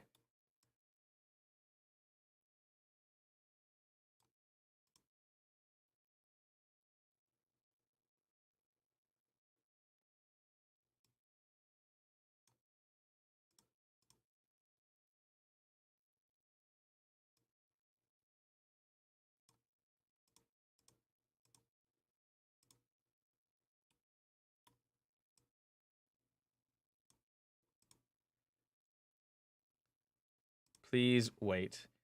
I freaking love this. This is going to be amazing. This is yeah, it automatically generates obstacles and items and stuff. Okay. Okay. I'm so excited. Just give me 2 seconds to just set this up. So, Dead Aussie Gamer.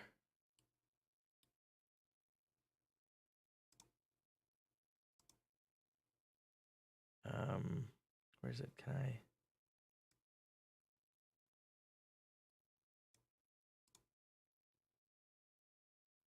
Okay. Here we go. Here we go. So there I am.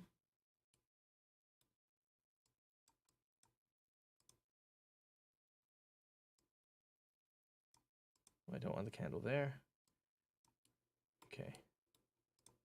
I don't want that sarcophagus there. I don't want that well there. I want a door here. Okay.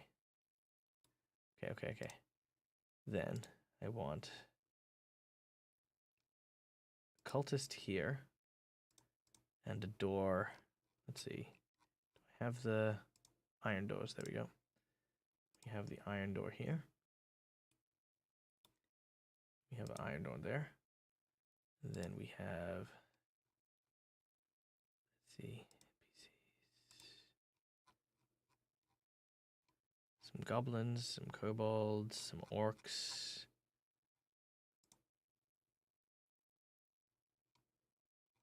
Skeletons. Zombies. Okay. So. No, I didn't want to do that. Ah, come back. Okay.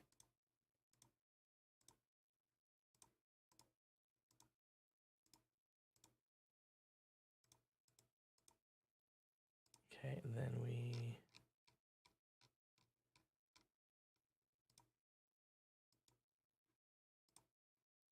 Couple more pirates. There we go. Look at that. And the captain.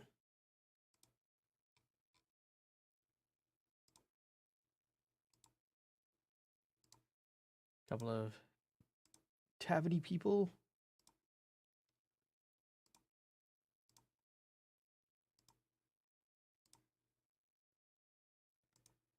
Okay, cool. Now, okay. Here we go. Da da da. Oh my god. Okay, so the Dead Aussie Gamer awakens, trapped in a cell. But this will not stop Dag. Okay, maybe it will stop Dag.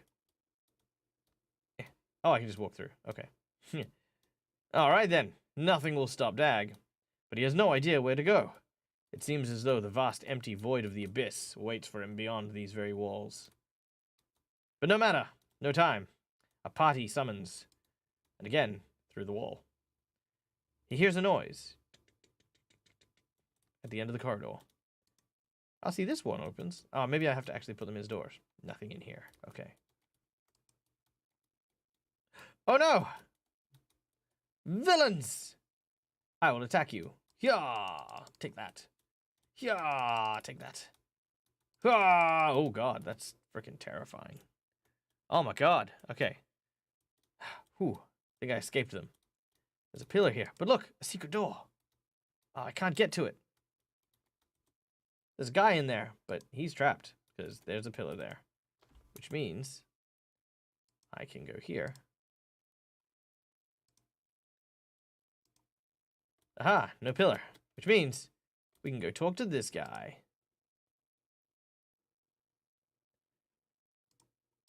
Yeah. Okay. Hey, buddy. What's up? What they got you in for? Huh? Oh, you're a lady. Never mind. Well, I mean, not never mind, but like, you know, what do they have you in for? Oh, I see. Imagine this in VR. Oh my god, yes, please. All right. Well, listen, you goons. I'm gonna beat the crap out of you. Take that. Boom. All right. Ha! You've been defeated. You fools. Ah, looks like there's some pirates on the other side here. I better go around. Oh no! Oh, I've been shot. Oh, I went the wrong way. I should have gone this way. Aha. All right, Captain Wobbly Beard. Seems like you have me outnumbered. But I will take this mead, and I will throw it in your face. Yeah! I'm having way too much fun with this. Oh, the stairs. Can I go up the stairs? Oh, I can go up the stairs. Doesn't go anywhere, but I can go up them. Whee! Ooh. Oh. Oh, oh my. Oh my. I seem to have left the confines of the game world. I have broken. There is nothing but an endless void. Where have I gone? Yeah, there I am. Where did I go? Is my mini out there?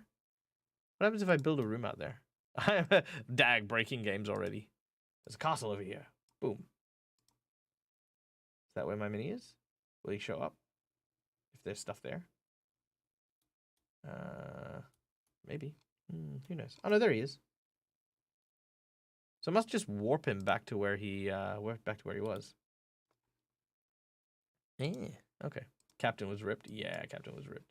Okay, there we go.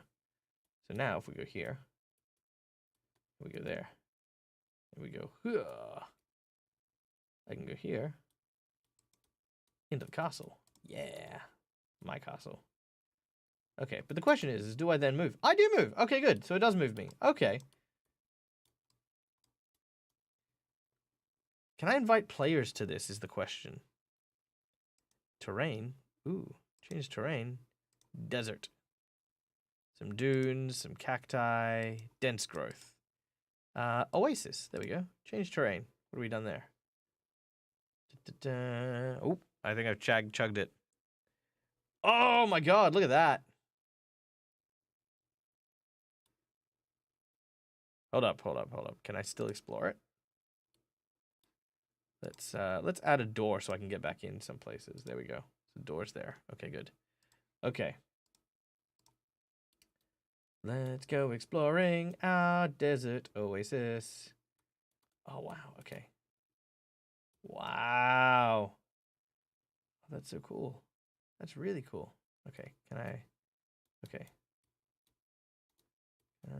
What's up here? Can I jump? Oh, I can jump. Why haven't I been trying to jump?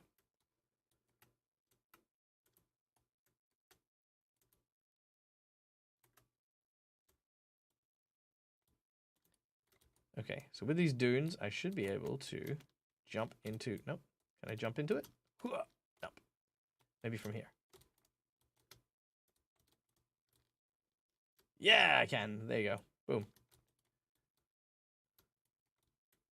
I mean, obviously there are some like little hiccups, right? Like moving through doors, and I want to go see that water. I want to go see that water area. Where is it? It's over there.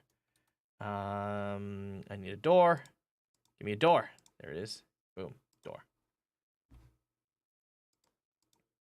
Find if there's a winter one. I will look if there's a winter one. Hold on. There we go.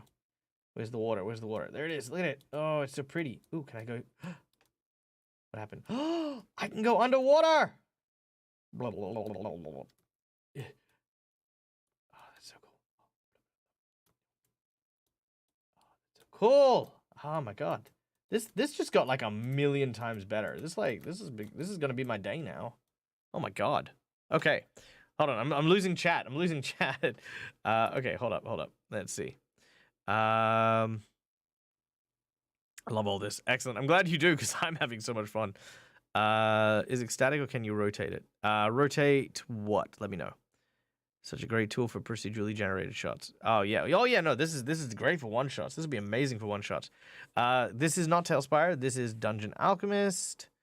This is Dungeon Alchemist. You can also upload the map into Fantasy Grounds. Yes, I am aware of that as well. That is also very useful. So a wall in Dungeon Alchemist would still be a wall in Fantasy Grounds. Yes, hopefully. Hopefully it does the automatic wall thing. I haven't checked that.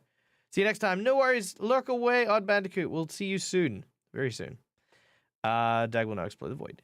Find out if there's a winter one. Okay, let's find out if there's a winter one real quick. Man, Heroforge would be looking different. It is. I mean, swear, you could almost think that I'm playing a video game right now, right? Yeah. Yeah, look at these. Look at these. And the Heroforge minis that they actually made are freaking amazing. Okay, so let's also add in... Let's add in our... Okay, so this is the one we built today. Oh, let's keep going. Okay, so let's see. So how did I do that? I went to here, terrain. Change terrain type.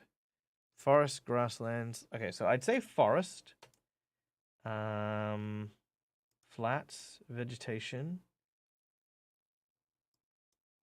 Broadleaf forest. Water, no water. Doesn't look like there's a winter one. No, it doesn't look like there's a winter one.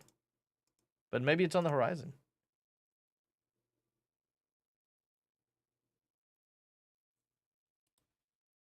We do have a forest. Look at that. We can add water. We can add wherever we want it to. Look at that. So we can add a little lake here. Look at that. Oh, so cool. And then we can maybe add just sort of like more of that vegetation. Raise terrain.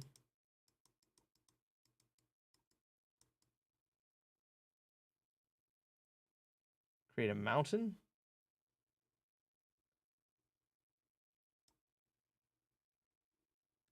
Then we can like look at the objects. And we can straight up just delete objects if we want to as well.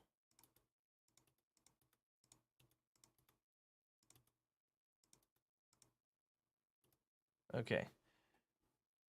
How much is it? Good question. Dungeon Alchemist. Dungeon Alchemist store, please.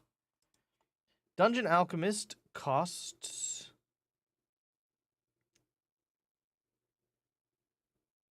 More make movies than a first-person shooter. Yeah, that makes sense. That makes sense.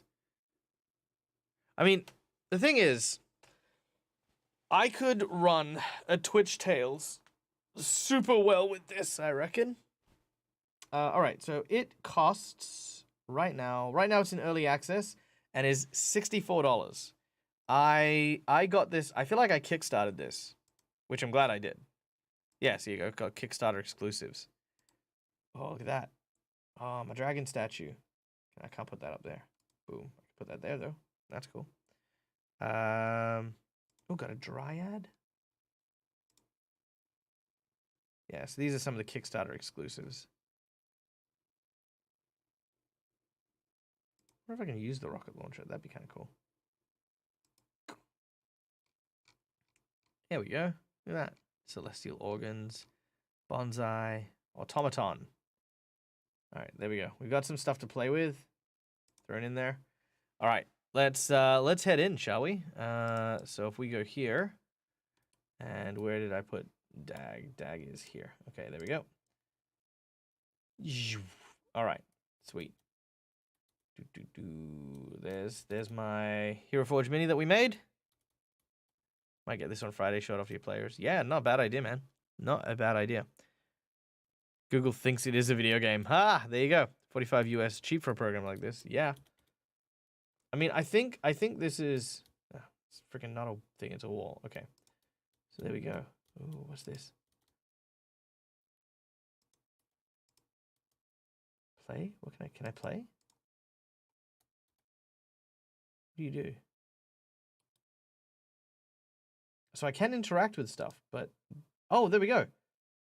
Oh, hello. Oh, fuck. Oh, Jesus. Hello. How you doing? How's it going, buddy? Did he just look at me? Hold on. I want to go to this side. There we go. There he goes. His eyes open. Oh, no, I just happened to be standing where he was waving. Okay. Okay, good. That freaked me out for a second. This would be awesome for Twitch Tales. Yeah, this would be amazing for Twitch Tales. Okay, that was it. Okay, so it plays through a cycle. It plays through an animation cycle. Can I do anything with this? Give me the ability to fire. Nope. Nope. Can't fire it. And there's the dragon statue up there. Oh, let's jump over there. I don't know why it's put it so high. I think it's just because it didn't want to sit down properly, but... Yeah, that's cool. That's so cool. Man, this is really cool. Wonder if I can... Oh, I'm back inside. Okay. Sweet. Yeah, this would be amazing for Twitch Tales. I might bug Rob about this, actually. I wonder if Rob would be against doing a Twitch Tales with me. Like, he and I work together on a Twitch Tales. I wonder if he'd be interested.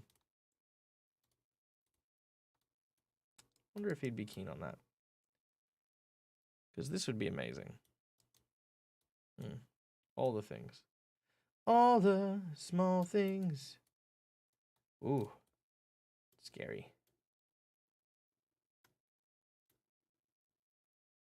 So I will not go. Ooh. You can see through the windows. I mean, I know you should be able to see through. Look, I know you should be able to see through the windows, but I'm just discovering lots of stuff for the first time. So there you go.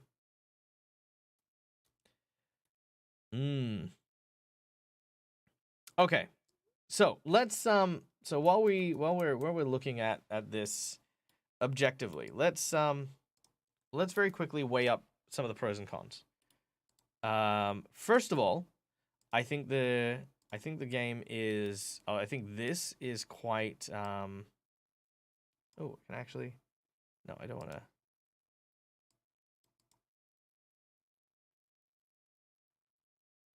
Oh, I can just refresh the room? So if I don't like it, I can just...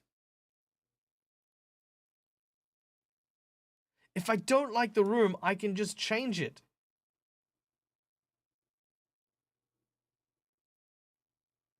And I can just change the thing as well. So let's go with the tavern.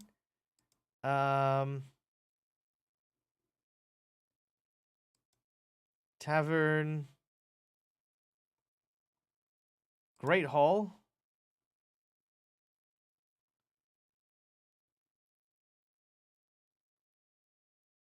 Hey, no worries. Have a wonderful evening. And we can even show open sky. Show open sky in this room. Okay, interesting. I don't know if that did anything, because, I mean, like, I couldn't before.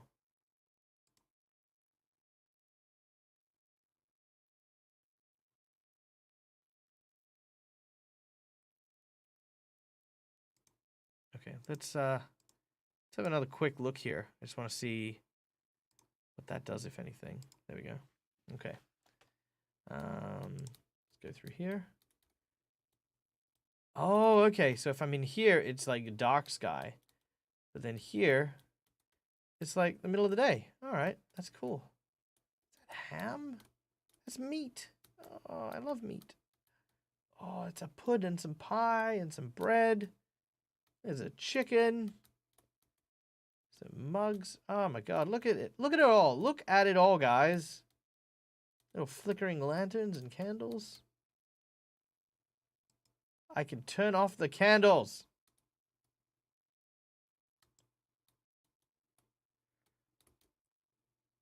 Welcome to Quincy's Tavern. Oh, look at that. Hello, boar. Oh, so cool. So cool. Can I climb up the ladder? I can climb up the ladder. Ah, amazing. Okay. Whew. Okay. Yeah, it'll be an amazing tool in for years. Not multiplayer. I don't know. I don't think so. Let me just check the Steam thing real quick. No, it is single player for the most part at the moment. But you know what? Truth be told, if you're GMing a group, hold on, let me close this. This is chugging my game.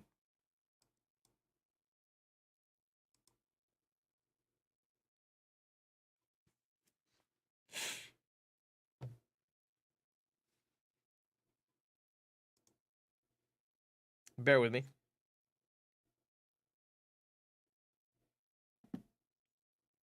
Don't make us hungry, Jack. Look, I can't promise things. Okay, there we go. Okay, so, geez, where do we even start? So that was amazing. That was really cool. I like Tailspire. Don't get me wrong. I do like Tailspire. I think Tailspire is great. It's an amazing tool, and more importantly, it is multiplayer. That is the important bit. Tailspire for me is always the trickiest bit to set up because I don't have much time to set up. Fantasy Grounds is a huge winner for me because it only takes me a few seconds to set up. That was what originally drew me to Dungeon Alchemist, because when it was being kickstarted, it was click a button, drag, and have a map. And I'm like, that's perfect. That's exactly what I need for anything I need in my game. So I kickstarted it ages ago, and then when it came out, it was very meh, right? It was early access. It was very, it was okay. It was good. But seeing how far they've come in the development stages of the early access is amazing. For comparison, what are my PC specs? Good question. I don't know. It's not great. I'm a little bit outdated. I want to say my graphics card is like a GX7 something something something, and my mem is I think only 8, but I've been wanting to up it to 16 for a while. So yeah, it's a bit intensive. It does feel a bit intensive. I would say this. It definitely makes me want to try out more of it. Hey, Corey, welcome in. How you doing? Just hopping inside, say hi and say time for bed. Good night. Have a wonderful night. For those of you who have joined us, guys, Corey Ember, wonderful, wonderful content creator and streamer, along with our friend Space Shark, who rated us during some pretty wild stuff. We're actually just about to wrap up, but hey guys, look, just because Corey's group just came in, I'm gonna extend the stream for a little bit just so we can hang out for a little while. But guys, Corey Ember is one of the amazing cast members over at Perception Studios, also a wonderful performer, a great friend. We got to play some Red Dragon Inn together, and I love their content. So go check them out, give them some love. Guys, if you're coming in from Corey's raid, my name's Dag. I'm the Dead Aussie Gamer. I do TTRPGs in the space. Yeah, today we were building some Heroforge minis, which actually, let me show you the Heroforge mini we built. We had the theme of light. Light was the theme we were given for today, and we built a moon druid from Dragonlance. So it's a white druid from the new Dragonlance series. And I think she came out really well. So this was the end result of our white mage moon sorcerer wizard kind of thing. But then we got asked the question, like, hey, if you do floating orbs, which is a kind of a glitch in Heroforge, does it translate to the VTT stuff, right? The answer is yes. Yes, it does. You can integrate this now officially into both Tailspire and to Dungeon Alchemist, and it does actually have the hovering orb, which was the really cool thing. My guess is that Dungeon Alchemy is more of a map maker than a VTT. 100%. Yeah, I agree. The one thing that captures me, though, is the first-person point of view. I adore that. I think that's amazing. I think if Tailspire had it, it would really kind of stand out to me a little bit more, and I'd be like, like, oh, you know what? If the players could get into first person point of view and kind of play around there, that kind of changes things a little, because like a first person point of view of like a dungeon map in an actual game would be amazing. But for a first person one-on-one, GM is great. Yeah, absolutely. If I mean, even from the GM's perspective, if you are as technical as I am with my streams, you could definitely do a lot with it as well. Maybe I will reach out and have a chat with some of the developers and see what they're doing. But yeah. So to Corey's team, who just came in, if you have any questions about TTRPGs, about Heroforge, and all of the cool stuff that you make, let me know in chat, and we will talk about it. In the meantime, Corey, before you head out, because I'm fairly sure that it is not only quite late for you, but also that you've done some hard work streaming, I would like for you to give me a challenge. Throw me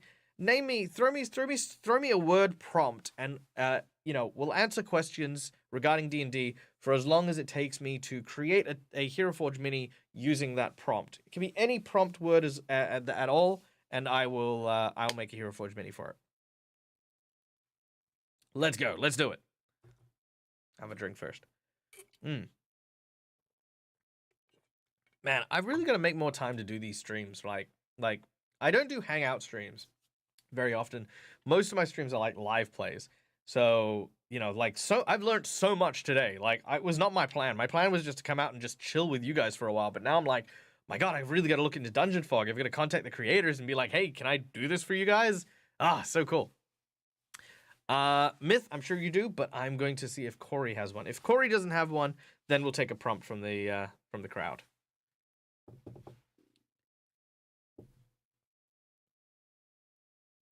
We'll see. If there is one.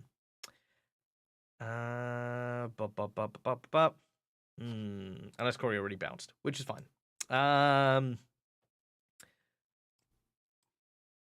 Okay, let's save this one just to make sure that we're not going to lose that. Okay. All right. Okay, haven't got one from Corey, so let's throw out some prompts. We'll do one prompt, and then we'll answer some questions for as long as it takes me to make one. If you've got questions. If you don't have questions, we'll pass the raid on and we'll keep going. Let's see. Try to catch Grimbeard Gaming Tailspire stream. Okay, I'm gonna prove it to you. I'm gonna do this. I'm gonna go to, what's his name? Grimbeard on Twitch. I presume on Twitch.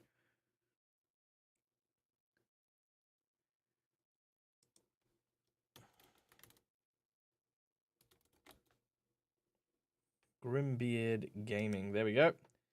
Boom, Grimbeard Gaming followed. Done and done.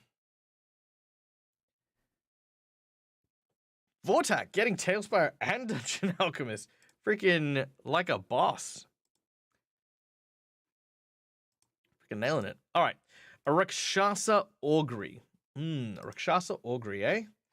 All right. Well, Rakshasa, for those of you who don't know, are two left-handed. So unfortunately, we can't do a full Rakshasa, but we can absolutely play around with some ideas here. So, Rakshasa, let's see. Okay, so Rakshasa, we want to go with, you know what, let's start with a base. I think a good base is good. Where we can look at someone who has made, like, say, a tiger. Oh, that's a really good one. I do like that one.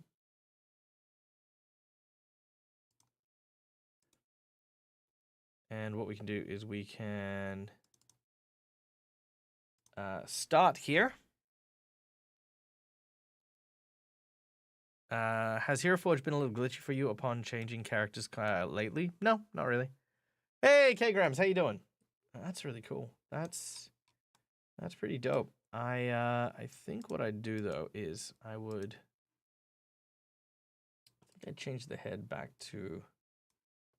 Actually, no, you know what? That was right the first time. I think that's a good one. I think. Oh, yes. No, I know what it is. It is the eyes.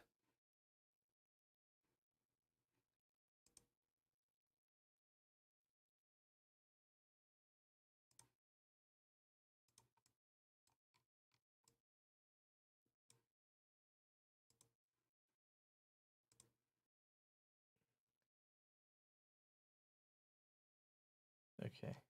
And let's try that new. No, that doesn't work.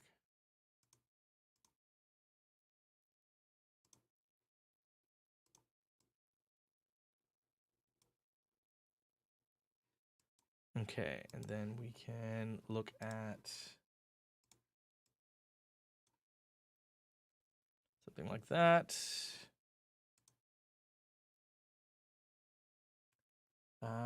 Now, traditionally, Rakshasa are actually quite wealthy creatures. They're actually creatures who relish the idea of paradise. So they create paradise for themselves wherever they can. And I think that's really cool. I think it's a very interesting element to them.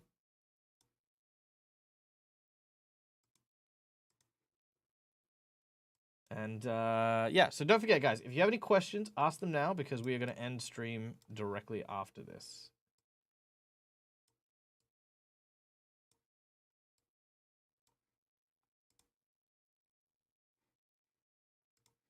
Wonder if I can.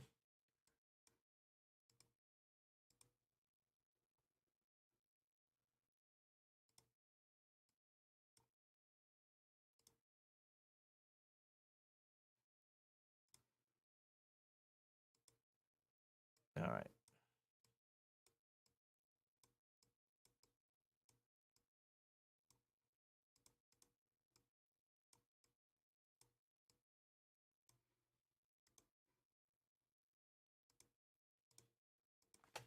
Okay.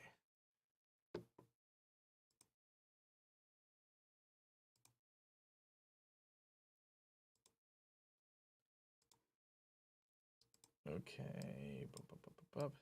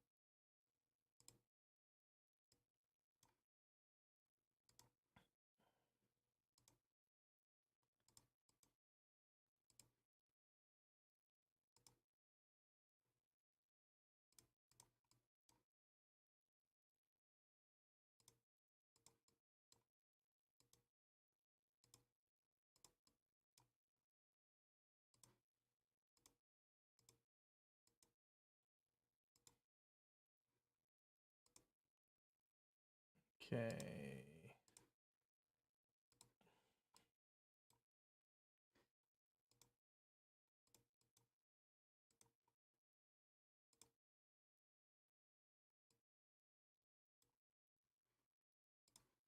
Yeah, and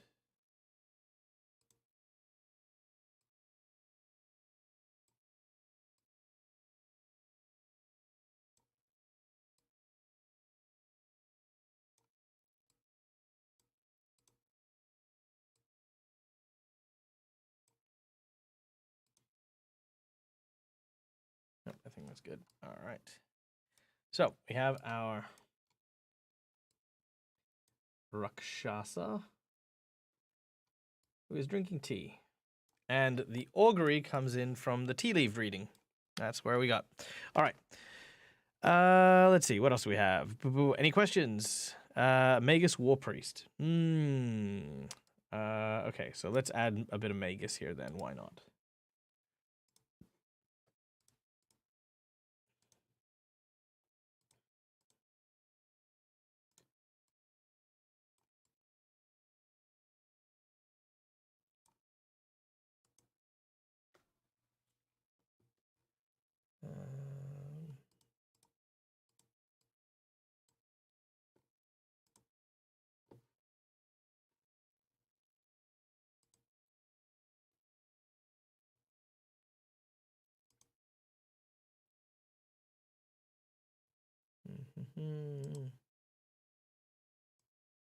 There we go.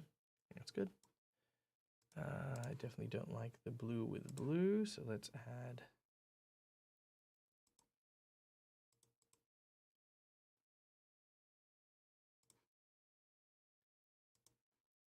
Let's make that a green color.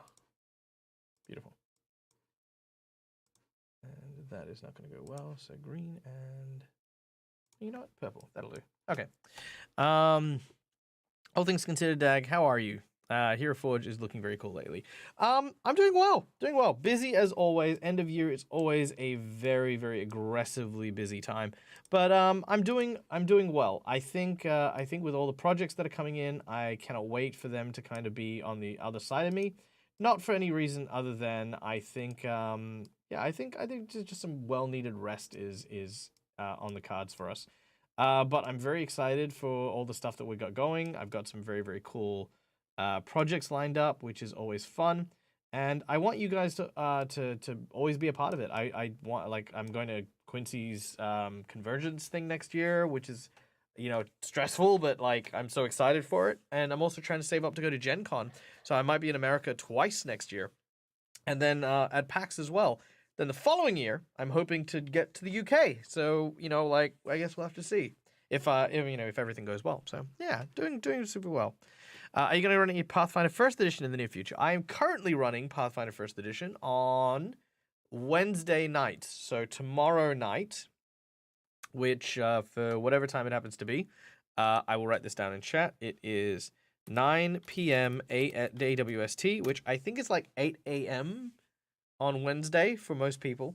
I run Reign of Winter, a first edition Pathfinder game, which is set in the wintry lands of Irison. So yeah, I'm currently running a Pathfinder first edition game there. All I know about Rakshasa comes from Critical Role. Fair enough. Yeah, no, Rakshasas are from India. And very, very cool. Very you can tell they've always got two left hands, and they can shapeshift to look like people, so you got to be careful for them. What about what the difference is between Pathfinder 5e and Pathfinder Rakshasas? I think Pathfinder Rakshasas are very much like from the elemental plane of paradise. There's a word for it. I can't remember it right now. But I think they're more or less similar creatures. Have you ever done a stream where you're the DM and chat plays the D&D character? That would be good for Dungeon Alchemy. Yes, that is called Twitch Tales. We've done it. I did one on City of Mist, which was a superhero-based game. Which actually, you know what? I'm gonna just save this real quick. Boom,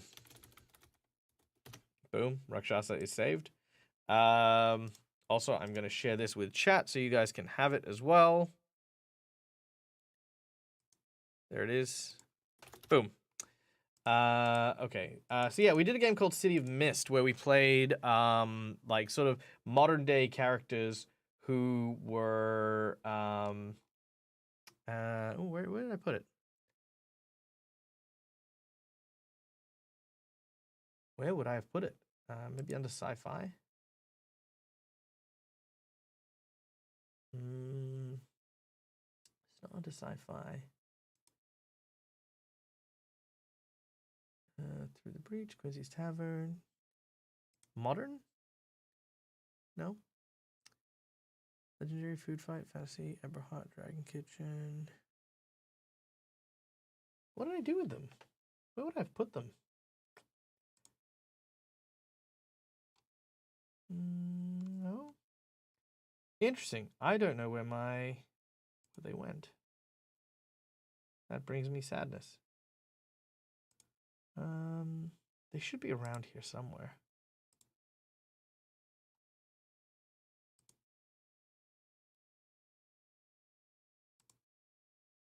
Put them in fantasy, maybe?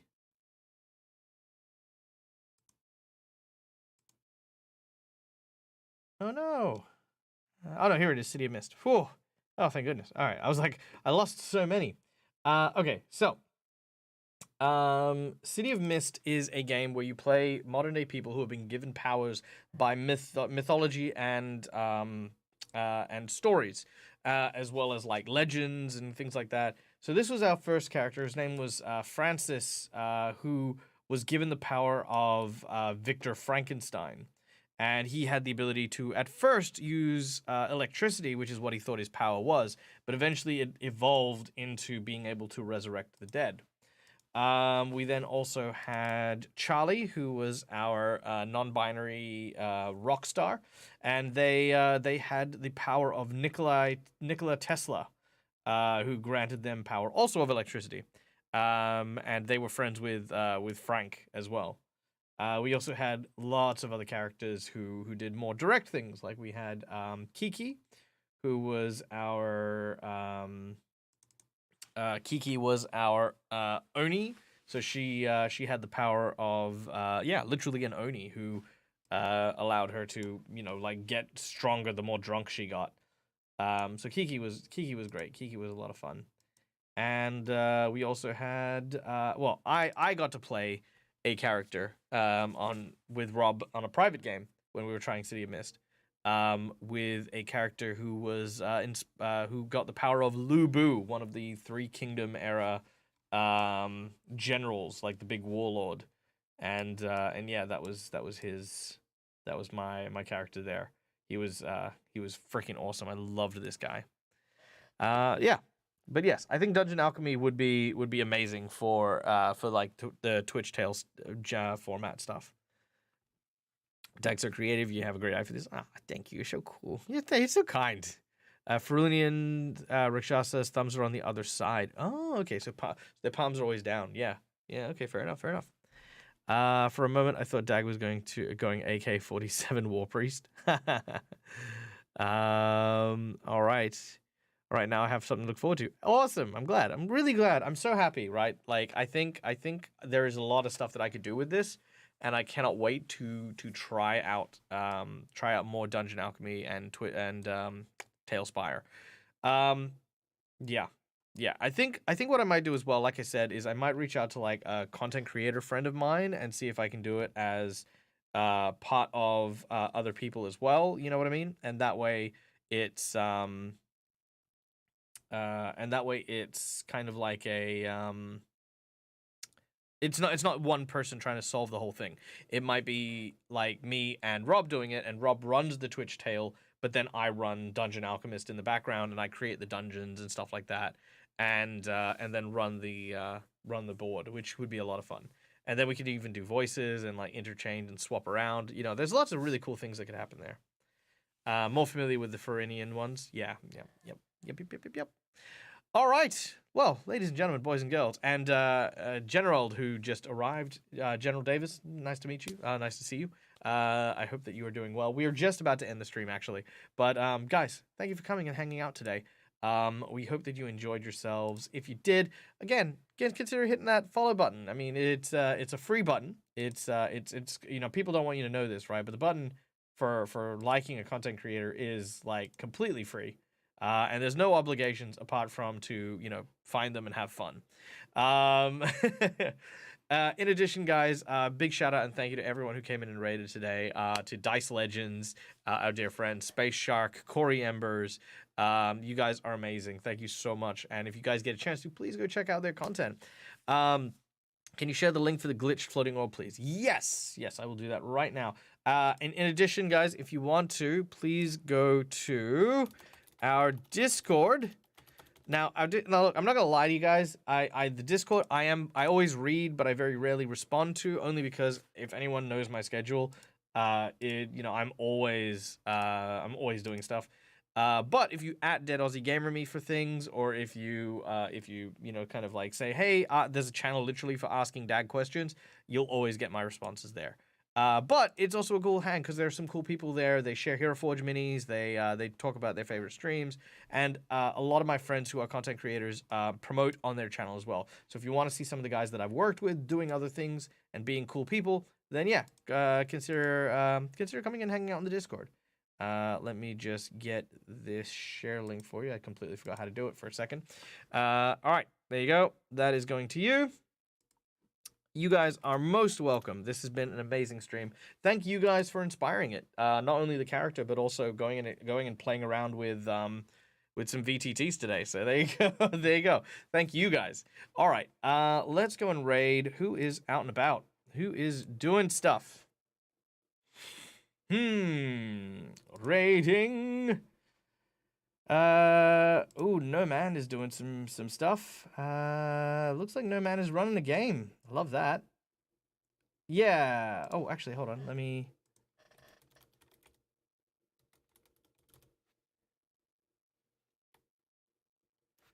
Yeah, let's go raid No Man. We love No Man. All right, so No Man, wonderful content creator. She does amazing TTRPG stuff. She does some world building. She does monster designing. She also does art streams. I have yet to work with her properly, but we have had her on Heroforge before, where she created her character, which was actually a really cool one. Hold on, let me show you this before I send you off on the raid here.